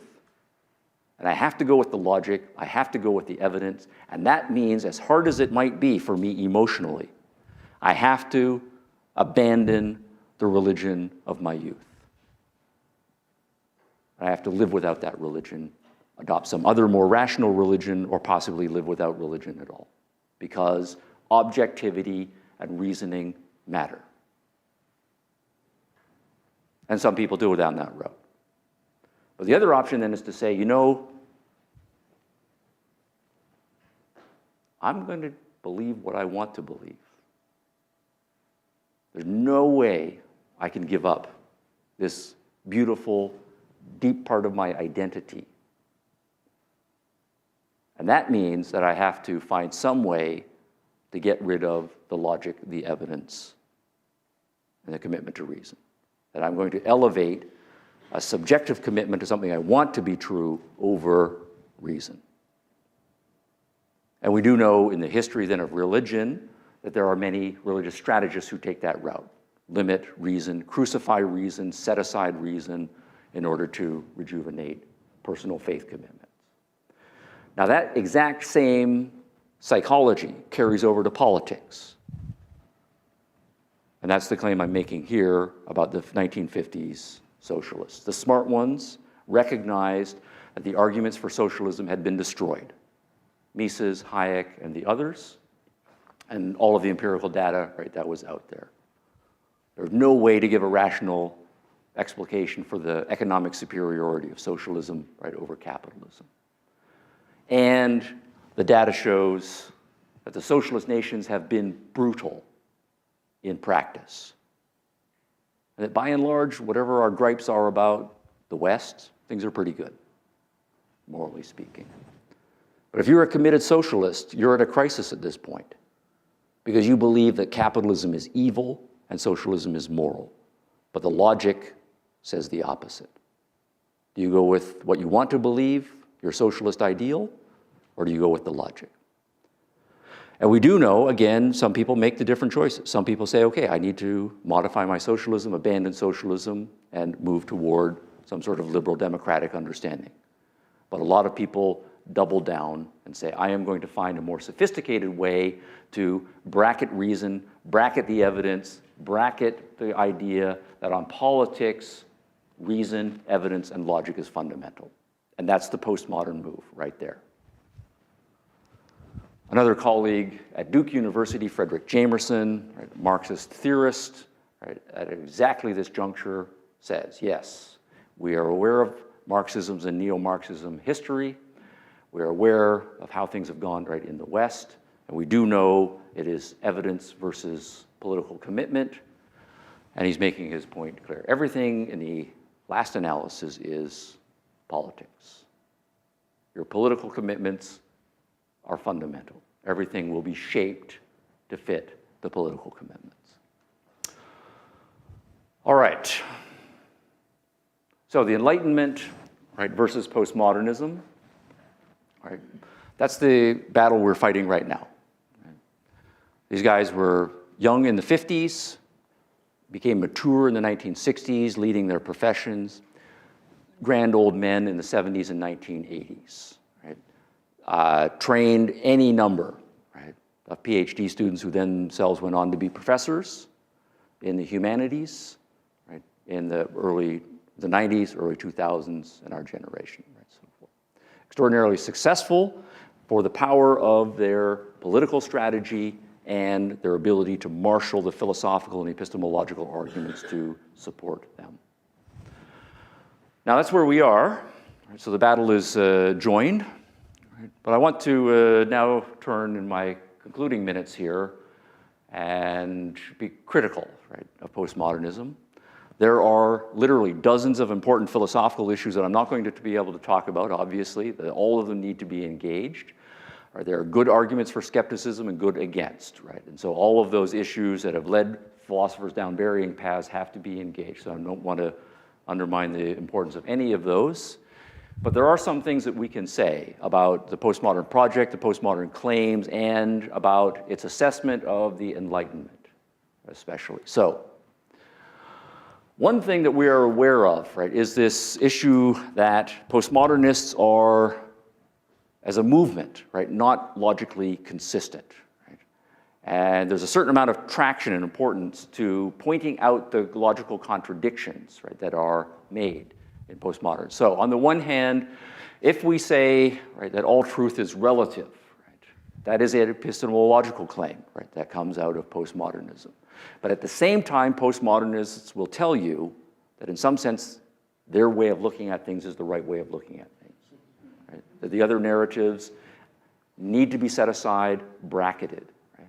So when we start talking about what gets into the curriculum, for example, the standard postmodern claim is not that there are all these other traditions, right, and they're all relative, and therefore they're all equal, and so we should teach them all. The agenda is, no, the postmodern one is the right way, and we're exerting all of our efforts to get rid of all of these other books that do not fit our postmodern canon. That's a contradiction, and it's worth calling them on it. If we believe strongly relativistically that all cultures are equally deserving of respect because there is no objective stance from which we can evaluate them, there is a big question why it is that Western culture is always singled out as uniquely bad and evil and worthy of condemnation. That's a contradiction, and it's worth calling out, right, that one. If we believe values are really subjective, then that sits very uneasily, right, with the rhetoric that suggests racism really is evil. And I think that's true, right? But that's a truth claim, right? Sexism really is evil, right? But you can't have it both ways. Technology is really bad and destructive, right? But it's really unfair. Some people have so much technology while others are going without. Okay? We hear both of those, right, on a regular basis. One implication of deep subjectivism and relativism is a kind of tolerance, right? If I don't know the truth and you don't know the truth and all we have is our own subjective narratives, right, and so forth, well, live and let live, you do your thing, we should just be tolerant. Right? Dominance is bad, right? The whole exploitation thing, rich versus weak, that's just wrong. Men subjugating women, right? Value judgments. But what we find, of course, is when postmodernists do assume positions of power in the classroom, in university administration, in other cultural institutions, very authoritarian forms of political correctness are immediately put into place. Not tolerance, not eschewing the use of dominance and power. Another contradiction worth calling. Racism, right, sexism, and poverty, right? Race, class, and gender, those are the big three, right, in terms of analysis. But when we look at the arguments here, the claim, of course, theoretically is that liberal capitalist West is deeply racist, right? But we do know, again, it's a matter of historical record, slavery was first challenged as morally repugnant in Western nations and in nations that adopted the philosophy of the Enlightenment. And it's only been in places where those Enlightenment ideals have made inroads around the world that racist ideas have been put on the defensive. The West is deeply sexist, right? But then if we look at the status of Western women, right, over the course of the last 200 centuries, not that all problems have been solved here, but it is a very, right, progressive story. Western capitalists are cruel to the poor. Well, I tell you, if you want to be poor, you want to be poor in Canada, right? Yeah, right? Or the United States, right, and so on, right, for various reasons. All right, now those are just pot shots, right, so to speak. Those are argument starters, right? The clever postmodernists, of course, have thought about these things. They will have some responses, but these are useful sallies. But I want to now do an unpostmodern thing and actually look at some data, right? Data, facts, logical interpretations, mathematics, statistics, right, et cetera, et cetera. If you're an Enlightenment guy, you think those matter, right? And I think we should be using them against the postmoderns. The dim ruins of the Enlightenment, the failure of the Enlightenment project. Well, let's look at some data. Are we interested in poverty? All right, this is a beautiful website. I wish I had this when I was a student, right? But it's a Gapminder. It's a Swedish site. I invite you to go to Gapminder. You can do beautiful things with the data playing around with it. But this is a chart. This is the world in 1812. The numbers superimposed here. What we have on the vertical axis is life expectancy in years. Right?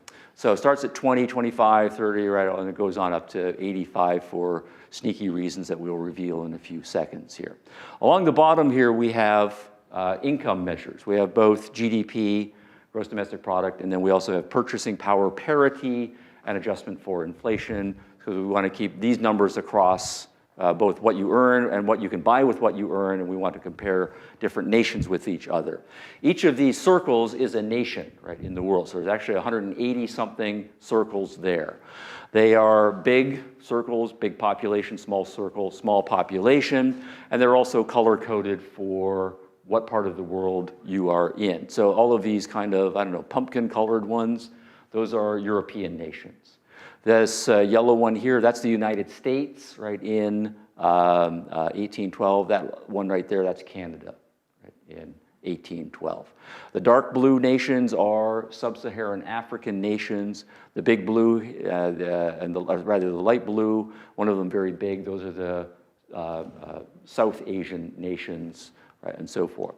Okay, so point then is, I'll give you some numbers here. That's 400, that's 1,000, this is 2,000, 4,000. This is also a logarithmic scale. It's doubling for each, right, unit of territory here as we go along. But what this then is to say is if you go to 1812, right, all of the countries, the country that has the highest life expectancy in the world, it's about 42. And its GDP, about 3,800. That's the richest country in the world in 1812. Guess which one it is? That's England, all right? So this is England, right, about 50 years after the Industrial Revolution had started, right? The first nation of the Enlightenment, and it's already breaking away, right, from the pack. If you go to 1712, England is right down around here. That's the United States, right? This is France, right? This is Germany, right? And these are Western European nations. And then Canada is lagging a little bit right behind. Okay, jump ahead 100 years. We'll go to 1912. Okay, so we go 1812, 1912. Right? 1 century. All right. That, again, is the United States, but notice how much bigger it has gotten. Right? Population is increasing. Right? Income, right? The United States income was down around here, $2,200 or so. Now it is about 8,000. Right? There's Canada, right? Keeping company. These are all Western European nations. These are 2 East Asian nations that have opened themselves up to trade with the West, right, in the previous generation. A lot of other countries are still sticking around. But notice what we have is most of Europe and North America and 2 East Asian nations have significantly, right, improved. Life expectancy, we're now got some nations in the 50s, right, flirting with 60 right at that point. All right, 1 more 100 years, we'll go to 2012, basically our generation. That's what happened in the last century. Okay. So, United States, right, even bigger. Canada's in there. Japan, right, Singapore, Hong Kong, all of the Western European nations. These are now the Eastern European nations. Right? This is now after the fall of Soviet Union, 1 generation. This is where the log scale becomes important because, you know, if you take these Eastern European nations here, right, that's about $18,000 per person. Standard Western European nations, right, it's in the 30s, so it's more than double. Right? These are the 2 North American nations. These are the Latin American nations, right? I believe this one is Mexico, right? So Mexico is around 15,000, right? Despite proximity to Arizona. If you're in Arizona, right, you're about 50,000. So the border makes a big difference there as well. But look at the sub-Saharan nations, all of them. Right? All of them were down here. I don't know what parts of the world you travel to. I always tell my students to go to Mexico, and often they do for spring break and so forth. They all come back and say, you know, the poverty in Mexico, I just can't believe how awful it was. It was just horrible. Right? It really is horrible, right, by American standards and by Canadian standards. But yep, there's the Mexicans are right there. Right? By historical standards, that's not bad. Okay? Now, of course, if you're Mexican, right, and you go to some of these sub-Saharan African nations, right, it's pretty grim. But this is the striking point I want us to get to. Right? These are all 3 of the charts here. Every single country in the world, right, 200 years ago was right down there. That is to say, all of the countries in the world were in this lower left quadrant. Right? There's nobody there anymore. Life expectancies have doubled even in the poorest nations of the world. Income has, in some cases, doubled, tripled, quadrupled, right, and so forth, in the space of 200 years. Right? So when someone says, what happened in the Enlightenment was a mistake, right, philosophically and institutionally, right? There's some data that speaks to that, right? Because that looks like a success story to me. If you think living long and wealthy is a good thing, right? And I do. Right? So, are you interested in racism and sexism? Of course we are, yes. This is basically the 20th century story about women's education in North America, heavily skewed by American data. So each of these lines is a degree. So bachelor's degree, master's degree, doctoral degree, law degrees, medical degrees, right? Early part of the 20th century, end part of the 20th century. The trend lines are all up, right? Significantly. In fact, for bachelor's degrees and master's degrees, it's now 60 to 70% of all of them are, right, women, right? It's the men who are having more troubles. Right? Getting those degrees right and so forth. And that looks like, right, success to me, and that's in the Enlightenment, right, touched nations. Racism, right, and so forth. This is the story, right? Slaves or serfs in the world in 1750. By this measure, about 76% of the world's population was either a serf or a slave, right, at that time. Enlightenment is just starting its push to say there's something morally repugnant about slavery. Let's do something about that. And this is the story, right? Until now we get to our generation and we still have slavery and serfdom, right, in the world, but a very small minority of the population, and we're still going after that. That looks like a success to me. This is a survey published in 2013. You can get this at Washington Post, measuring racial tolerance, right? One of the questions they ask is, how comfortable are you living with someone in your neighborhood who's of a different race, right, or a neighborhood? And so there's dozens of questions that mine that territory, and what we find is in all of the blue, right, those are the nations where people are fine with it. The vast majority of people, you find fewer than 5% of the population saying, no, I actually have a problem living with someone whose skin is not my color, right? Other parts of the world, right, the data is, of course, much more mixed and much more the other way. But again, it's not accidental, right, that the nations that are the most blue, right, are the ones that are the most touched by Enlightenment philosophy. And that looks like a success to me. So I'm going to assert there's a fact, right, that the progress, right, has been real, but I'm highlighting the philosophically charged terms because I said fact, right? And I said progress, and I said real, okay? And the philosophical debate, right, is joined. Okay? Now, of course, all of this has huge implications for the culture wars, right? If you don't believe in facts, you don't believe in progress, you believe in the opposite of that, you don't believe there is a real biological or physical reality that we are ultimately responsive to. If you think everything is about power and social construction, you will have a very different agenda, and that's the one we're dealing with right now. And my argument is, well, if your agenda, whatever your agenda is, the facts and the logic are against you, and I think they are against postmodernism. You should expect some non-factual, factual, non-logical, non-civil, right, non-liberal arts education responses to it. You will find a very negative, hostile, uncivil, warlike response, and that's what we're seeing manifested in what I now think of as third-generation postmodernism. And that's what we're dealing with right now. All right, so that's my book. Some of the theses there. I'll stop at this point, and my hosts will let me know how much time I have to field questions. So please have at it.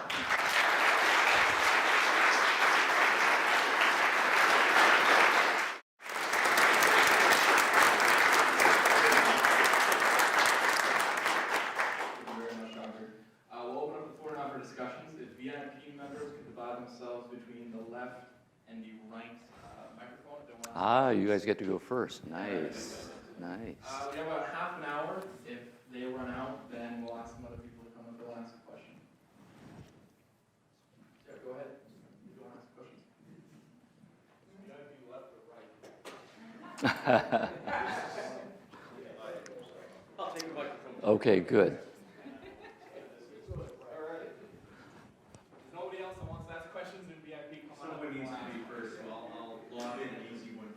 Oh, well, thank you. I had a very interesting debate with one of my children. He had a high school project about politics, and there was this concept of left versus right, and where different ideas and parties sit on that. And when you mentioned fascism in your talk, the teacher had fascism at the far right, and socialism and communism at the far left. Yes. My son didn't understand what units of measure were for this.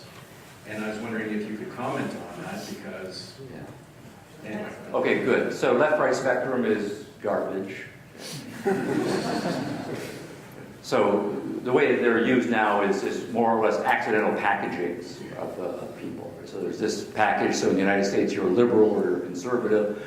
There's not necessarily any internal coherency between all of the elements right of the package, and we just call them left and right for various reasons. And the pretense then is that it's just a kind of one dimension, right, along which we can measure, and that's exactly right the problem. So when you start to flesh things out, right, we do know there are tribalisms, and there are feudalisms, and there are fascisms, and there are socialisms, and there are libertarianisms and classical liberalisms and so forth. There's no way to put them all on one spectrum, right, from left to right. So I'm actually surprised that your son is still getting that, because I can remember having the exact same question, right, when I was a freshman right, in university. So the idea was that, you know, Hitler is at the far right, right, and, you know, Stalin is at the far left. And so then, I don't know, where do you put to Thomas Jefferson, right? Is he like a compromise, right, between Hitler and, yeah, that's like, so if we're supposed to say on this, it doesn't make any sense, right? Or if you kick it up to the theoreticians, right? So we've got, you know, Giovanni Gentili, right, one of the philosophers of fascism, right? And then we've got Karl Marx. Well, where do you put John Stuart Mill? You know, it's not that he's borrowing this from the communists and this from the fascists, right? In some sort of packaging. So it's inappropriate.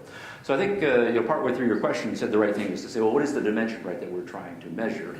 And serious political scientists will then start to, right, take up that point. So then you say, for example, who do you think the polity is, right? Do you think the polity is comprised of a number of individuals, and the polity is trying to serve those individuals, or do you think of the polity as a collective? And then what we're interested in is what's good for the whole, and the assumption that somehow the society as a whole should be coming together. So that then would be to say you are having one aspect of your political spectrum should be individualism to collectivism. But that's not the only important political question. Another important question is how much power and authority do we think a government should have? And so another one is to say, well, governments should be limited to some very clearly defined functions, constitutionally prohibited from going beyond those functions, versus other kinds of politics that say we think government should be vested with large amounts of power, large right amounts of authority. So then you have a different spectrum that says, you know, strong authoritarianism to limited government minimalism at the other spectrum. And you keep going through. And so what you will then end up with is a multi-dimensional analysis. And when I've done this in my semi-professional way, I think there are 5 important dimensions here. And you can't just say it's left and right. It's fine to say, I've defined this dimension, this is what we are measuring. And you can then metaphorically say, I'm on the left or the right here, but that has to come after some very serious work. Thanks. I'll go over to this side for the next question. So earlier today, you're all aware that a protester entered the venue, but he didn't have permission, he did not have a ticket, so he couldn't stay. But at the Free Speech Club, we like to allow people to have their say, but they just have to follow the rules. And so I've taken down a question from him, okay. And it's very simple. It's just, was Foucault a socialist? I think broadly speaking, yes. Evidence would be the fact that he joined the French Communist Party in the 1950s. That's one datum. He was not a hardcore Stalinist, and the reason why he broke was that by the time you got to the early 1950s, it was very clear that the French Communist Party was just taking marching orders from Moscow, and Foucault did have enough of an anarchist, anti-authoritarian streak that he couldn't stomach it, right, at a certain point. And he is one of the ones who reflected on the fact that the socialist nations, all of the ones that were claiming inspiration from Marx, were turning out to be very brutal, right, in their practice. And so he was enough, right, of a person to say, this is not what I want, and so he backed away from it. But then at the same time, you know, 15 years later, he's wildly enthusiastic, right, about what's going on in China, right, under Mao. Right? You know, we know now that Mao is slaughtering tens of millions of people, but Foucault was out there waving the Maoist banner, right? So I think that counts as a datum, right, for being a socialist. He always described himself as a man of the left, and in French intellectual circles that means, right, a kind of socialist. So I know that there are other elements, right, of Foucault, and he did evolve, right, over time. So I think at points you could say he was less socialist or more socialist, but that's the territory he was working most of his career. Hey, so I've got a two-parter question. Are two-parters legal? I'll be very, very brief. Okay. So I noticed in some of the common moral positions that you said postmodernists take, it seems like there's a lot of overlap there between those sort of positions and, say, Nietzschean slave morality. So that's question number one. What do you think about that? And question number two, could Nietzsche be regarded as some kind of postmodernist, perhaps? Yeah. All right. So the Nietzsche story. Yeah, okay. And I'll get your book on Nietzsche. Okay. Yeah, I wrote a book on Nietzsche and the Nazis because Nietzsche had an influence on an enormous range of people in the 20th century, all over the political map and so on.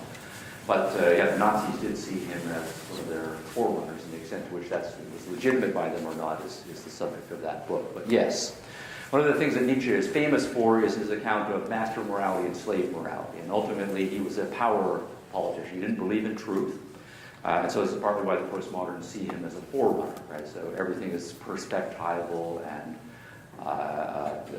science is a psychological projection, right, on a messy reality, right, and so on.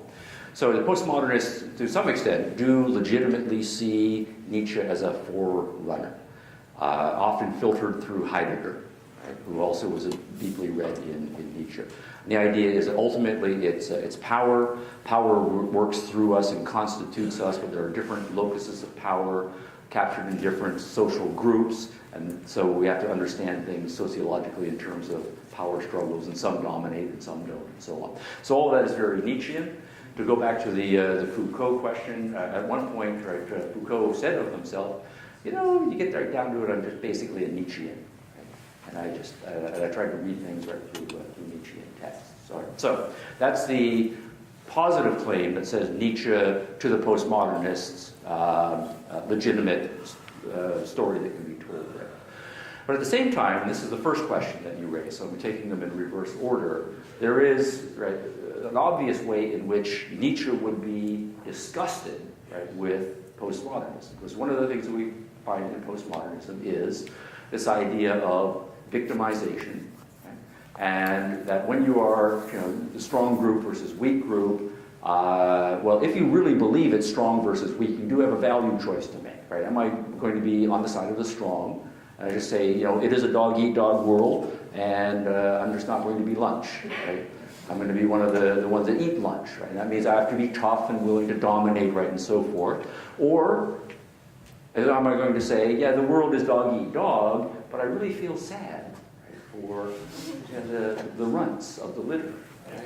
And, you know, I wish that they had more safety in the world. Right? And so all of us runts get together, and you know, we herd together for safety, right, against the big bad ones, and form alliances and so forth. Now that's metaphorical, right, but we do have, right, literally, right, in postmodernism, systematic identification with any group that has a victim claim. Right? And the victim claim is always valorized, right? And the mark of your being a moral person is your identification, right, with the group. And one of the political tactics or social tactics that you use to advance is you play up your victim status, right? Because that then leads you to various kinds of great goodies, right, and so forth. So Nietzsche, though, of course, himself is on the other side of that divide. He did say the world is power, strong versus weak, but his view was that if we are going to advance the human species, it's not going to be the weaklings that get us there, right? It is going to be the strong, the powerful, who have an agenda and who are willing to dominate other people, even to the point of slavery, right? He was an advocate of slavery, to make people, right, use their energy and use their power for my own agenda, and then that's going to enable me to do something great. So Nietzsche, I think in his metaphysics and epistemology, right, is very much what the postmoderns are drawing upon. In his value theory and his politics, he is anti-postmodern. I'll go back over here. Thank you for your answer. It was really interesting. Two kind of questions. My first question that I came prior to this event wanting to ask about, and I think I still can ask after hearing it, has to do with the law. And recently in Canada, there was a decision made where a person was found not guilty of a crime they were accused of. And then I was reading later an analysis done of that, sort of an analysis from a Marxist piece of writing, where they talked about the person's fear in the situation that they were in as being perceived. And that that's why they did the act that they did, which they were accused of being a crime. And so so if I I'm could wondering just- about the language. You talked about linguistics and Yeah. language. So that's my main question. It has to do with the law. And Okay, what's can I- happening with that. can I- Because presumed innocence is what I'm talking about. Ah, okay. Or something else, which is what people would want rather than looking at presumed innocence. Right. And my second comment, more than anything, has to do with what you were talking about this evening. I was wondering where the work of J.S. Bach would fit into the concept of reason and all that, because to me it seems very Johann Sebastian reasonable. Bach Baroque music? Yeah, Oh, okay. like I wouldn't be able to do without it if it didn't exist.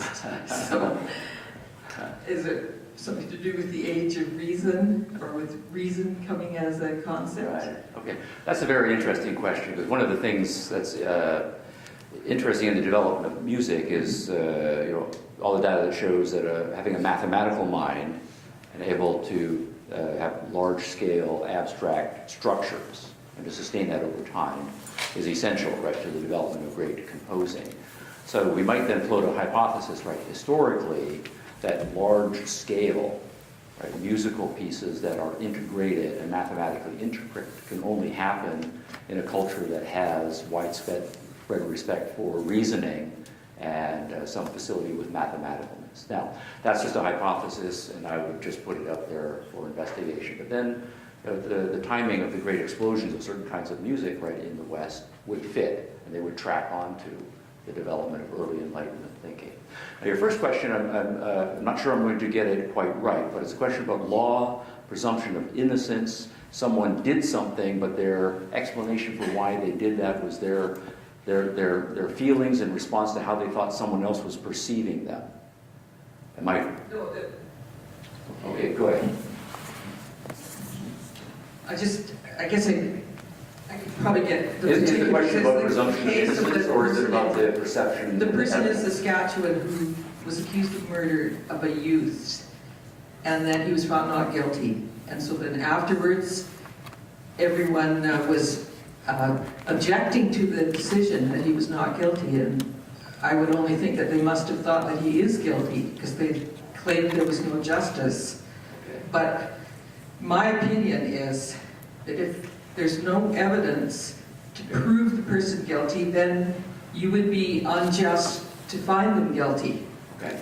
And the other thing being the critique that I read of the outcome from these Marxists was that his fear that someone was going to harm him was perceived, Okay, rather than that he yeah, actually was afraid of something that was real, the person was threatening him.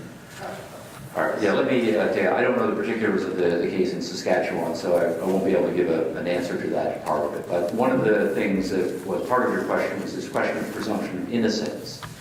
And another part was the question of what do we make of the status of evidence if it is first-person reports of a person's feelings in contrast to evidence that is objectively verifiable by any number of parties. And I would say, yeah, absolutely. If your epistemology crumbles, then all of those procedural issues about what counts as legitimate evidence in a court of law are going to change. They're going to crumble, right, and go away, and courtrooms ultimately will then just become subjective battlegrounds, right, in the worst sense. And I think that's all I can say without knowing the particulars of that case. So to have another epistemological question, unfortunately.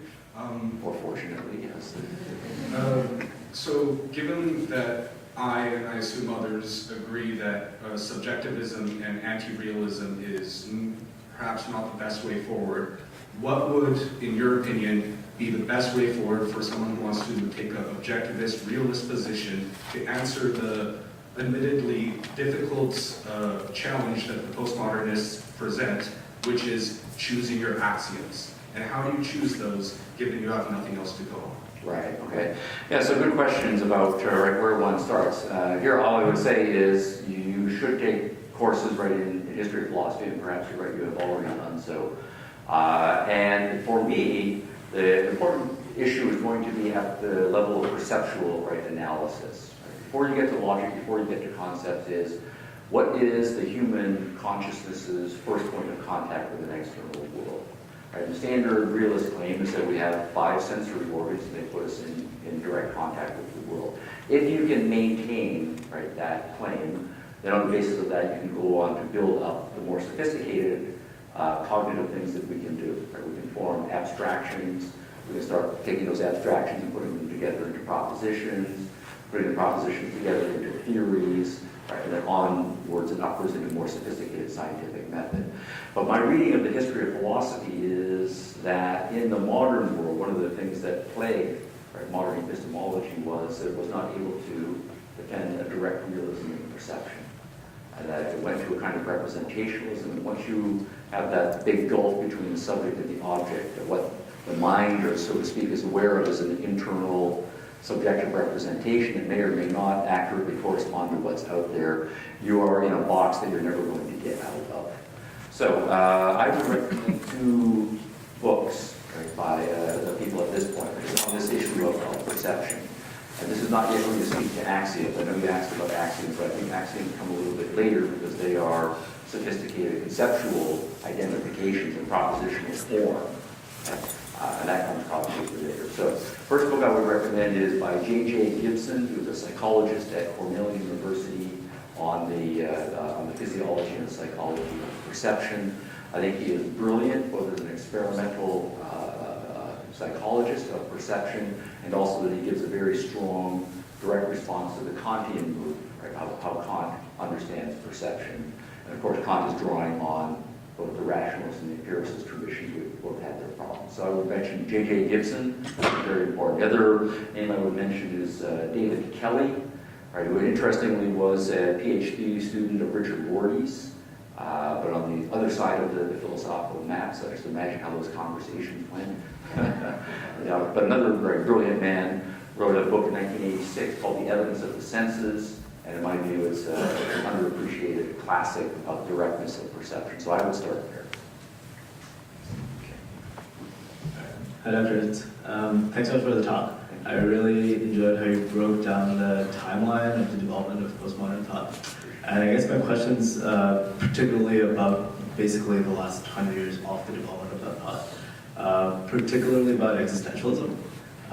It seems like existentialism and postmodernism are both kind of like these, they kind of take a lot from Nietzsche and Heidegger's lines of thinking, but they're also kind of almost diametrically opposite. Like existentialists are pretty into creating individual identity, it's very value positing, whereas the biggest criticism for postmodernism is very negating. Existentialism promotes a lot of responsibility, whereas postmodernism puts a lot of blame on the other.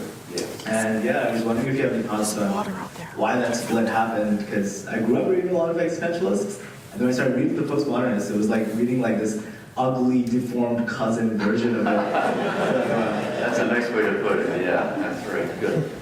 I think that's a very perceptive question, right? And I think most of the existentialists are a generation earlier, right? So, according to the biography, so the leading postmodernists are all coming of age in the 50s, right? But Sartre and Camus are coming of age in the decades right earlier to that. So there's a bit of a chronological difference. But in terms of philosophical categorizations, the existentialists are still trying to do some metaphysics, and they're still grappling right with issues of human nature. You know, even though Sartre does say, existence precedes essence, and there is no human nature, and so on, he's not as radical right about that as the later postmoderns right will be. Heidegger, as an existentialist, if you want to include the more German, is still trying to do some metaphysics, right? He's trying to figure out what really is the nature of being with respect to being, capital B being, right, and so forth. So I would see the postmoderns are a more ruthless derivation of the most empty skeptical parts, right, that the existentialists are grappling with. The existentialists are still believing that we can do some metaphysics, that we can find some authenticity right? That we can find as creators, right, some genuine meaning, right, in our life. And I believe that the postmodernists abandoned that. Right? That's too metaphysical. That's too positive normatively. So, yeah. What was your phrase? A deformed cousin. I don't know. It's like the ugly evil. All right, that one should be on the tape. Well, yeah, we should write that one down. But let me just back up. Obviously, existentialism has a reputation for being kind of gloomy. Life is absurd. God is dead, and we're alone, and then we die, right, and so on. And all of the existentialists will say, if you were a mature person, you kind of have to go through that phase. There's some deep truths. But then there is a fork in the road that some existentialists, right, like Camus and Sartre, right, in some moods, and some of the religious existentialists want to say, we can start there, but nonetheless come up with a positive program, right? And the postmoderns are the ones who say, we go there and that's not possible. We actually have to stay on the negative path, and they become increasingly nihilistic. Yes, go ahead. Thank you. So you talked today a little bit about how the postmodernists sort of came of age in the 1950s, and they were confronted with this reality that some of these communist ideas were not being borne out the way they thought they would, that there were these awful things happening in Soviet Russia and things like that. So I was just wondering, so their tact was to switch what was important, this kind of subjectivity, and now in 2018, I'm fairly confident the American president never read this book or has heard of the postmodernists, but we do see this sort of fake news phenomenon in the United States. So I was wondering if, in your opinion, if like the fake news phenomenon, if it's maybe sort of a type of weaponization of postmodernism, or just your thoughts on the fake news phenomenon in general. Right. So, yeah, my discussion right of postmodernism focuses really on just the first two generations, and then we stop the story. So, I think what you're asking is, well, what about the most recent generation? And that's a perfectly legitimate question. I think the postmodern strategy is general in one sense, in that it can attach to any political program. Right. Anytime you're in an argument, you're losing an argument. Right. And you can say, well, it's just semantics. Right. Maybe there's some breathing space. And so you play that epistemological card, right, and so forth. Or all facts are just made up facts anyways, and I can just question their sources and ad infinitum and so forth. And that's a way of not having to engage right with your argument, because I think I'm going to lose right that particular argument. But the point is going to be that any movement that gets itself in trouble will find itself resorting to those kinds of defensive strategies. And the fact that the far left was in deep political trouble in the 1950s and the 1960s, they just got there first. But I think what has been happening is that obviously other parts of the political spectrum are learning that they can adopt those strategies, those tactics as well. So one of the very interesting things is that in the 1990s, this is now one generation after left-wing postmodernism, right, is in place, you start to read in some forms of theology, high Christian theology, that they are importing what we would call postmodern themes, but putting them to service in maintaining a certain kind of Christian, right, religious, right, sentiment. And there, the immediate thing is, well, we're having these battles with these evolutionists, and the evolutionists all have science, facts, logic, right, et cetera, on their side, and we can't fight that battle. Right? So what we need is an epistemology that enables us to undermine the claim that says facts, logic, scientific method matters in the service of right, the religion. And I think the alt-right now, politically, right, is doing the same sort of thing. And then people from any part of the political spectrum, if your view is to say, truth and justice don't really matter in politics, all that really matters is power. Right? And we know that there are any number of people in any generation who are that way. They will then say, fake news and real news, there is no difference right between those two. Everybody's playing the fake news game, and our job is just to do it better than anybody else. Thanks. Oh. Okay. 5 minutes. So how about this?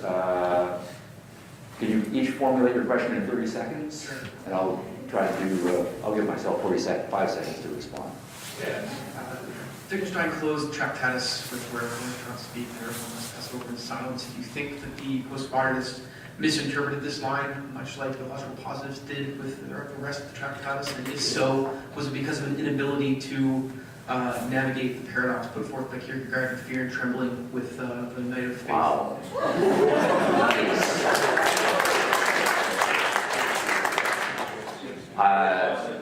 Yes. 30 seconds. Wittgenstein's enigmatic close to the Tractatus, right? Whether he got that right or not. I don't think so, right? Because it's an anti-metaphysical move. Right?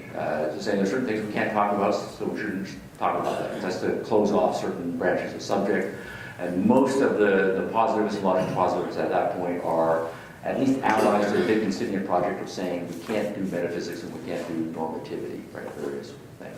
Rorty, whether he got it right or wrong, right, when he cites his big three, he does say Dewey, Wittgenstein, and Heidegger. And he's got a certain spin on Wittgenstein, but we can argue about that. But I do think that Wittgenstein is at the very least playing with fire. Right? That feeds into postmodernism. Okay, so as you've highlighted, currently the postmodernists are left-leaning, to say the least. If they reject power and exploitation, how is it possible to organize a socialist state? And if objectivity is subjective, then how can postmodernists justify the entire nation to trust their one leader to be objectively correct? And by the way, you described postmodernists and their exploitation of ideology to justify their underlying agenda. Would it be more accurate to label these people as some sort of revolutionist movement rather than a postmodernist one? Because they're so detached from the essential skepticism of postmodernism. Wow, that's another, that one deserves a hand too. I'm going to take the first part of that question, right, which is say the postmoderns don't reject power, right? They reject certain forms of power. Most postmoderns will say that basically the metaphysical stratum of the universe, if we're allowed to talk about that, just is power. And the only thing is which side of the power imbalances you are on, and their allegiances to the historically losing in, right, groups. And they just want to marshal power, anything's fair, on behalf of their groups to which they have allegiance. So it's only power struggle. Yes. I'm just wondering how you escaped becoming a postmodernist yourself at university, and what your major influences were. Oh, yeah.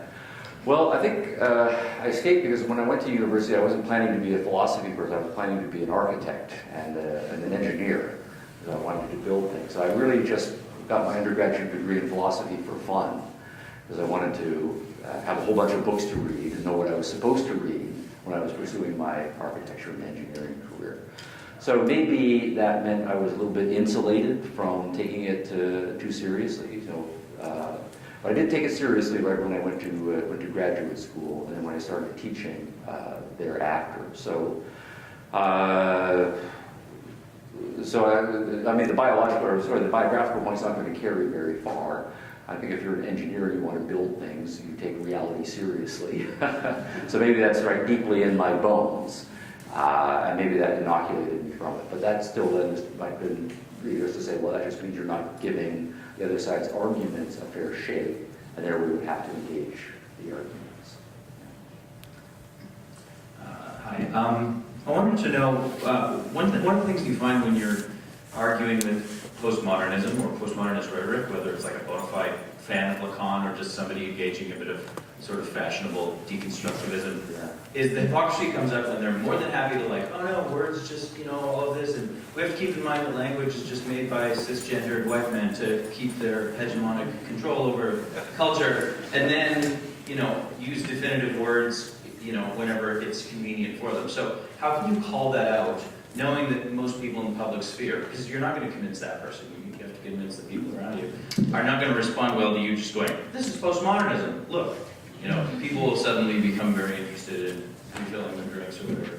So how do you call that out without getting too deep? Well, I think you always have to be clear who your audience is. I mean, if you're interested, if you find someone who fits that category, they're serious postmodernists, then your strategy either has to be, I like arguing about this sort of stuff and I want to sharpen my rhetorical tools, so I'll have a discussion with this person and the group. Or you might just say it's just a waste of time because I know postmodernists ultimately, even if I have good arguments and the facts, aren't going to change their mind because that's not what their agenda is. Or you might then say that really my audience is people who are listening to us have this debate, and I know they've heard those arguments, but I want to get my arguments out there. I think various ways. One thing I find that is useful, though, is with postmodernists is just say something outrageously wrong about any of the leading postmodern thinkers. Right? So say, Foucault, before he died, said that Ronald Reagan was his favorite president. So what?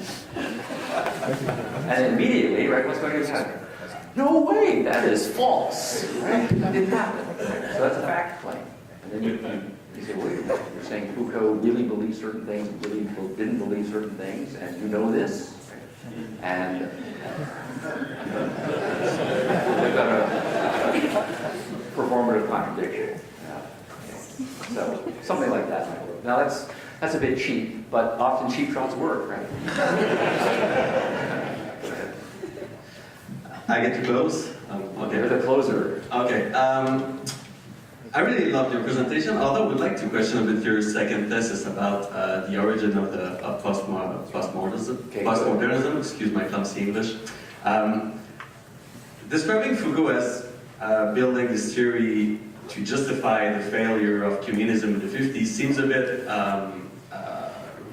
reductive, I think it doesn't cover the broad spectrum of the context of the era, which is the war in Indochina, the end of World War II, Algeria was happening at that time. And I think that it is losing some contributions of postmodernism around deconstructing the structure of the discourse where oppression can take place. Foucault was thinking about madness, in Histoire de la Folie. He was thinking about the structures of power in punishment, in Surveiller Punir, which are significant contributions in trying to understand what's the role of the discourse in the oppression of within a society. All right, very good. So I would say what you just said about Foucault is exactly right. But you would also be able to say the same sorts of things about Rorty and Lyotard and Derrida. Each of them is unique. And postmodernism is a bit of a broad label, and they have disagreements right among them, and each of them has different contexts and is responding to particular issues. So, if we were to drill down to Foucault in the 1950s and his break from the French Communist Party was one of the things that's going on.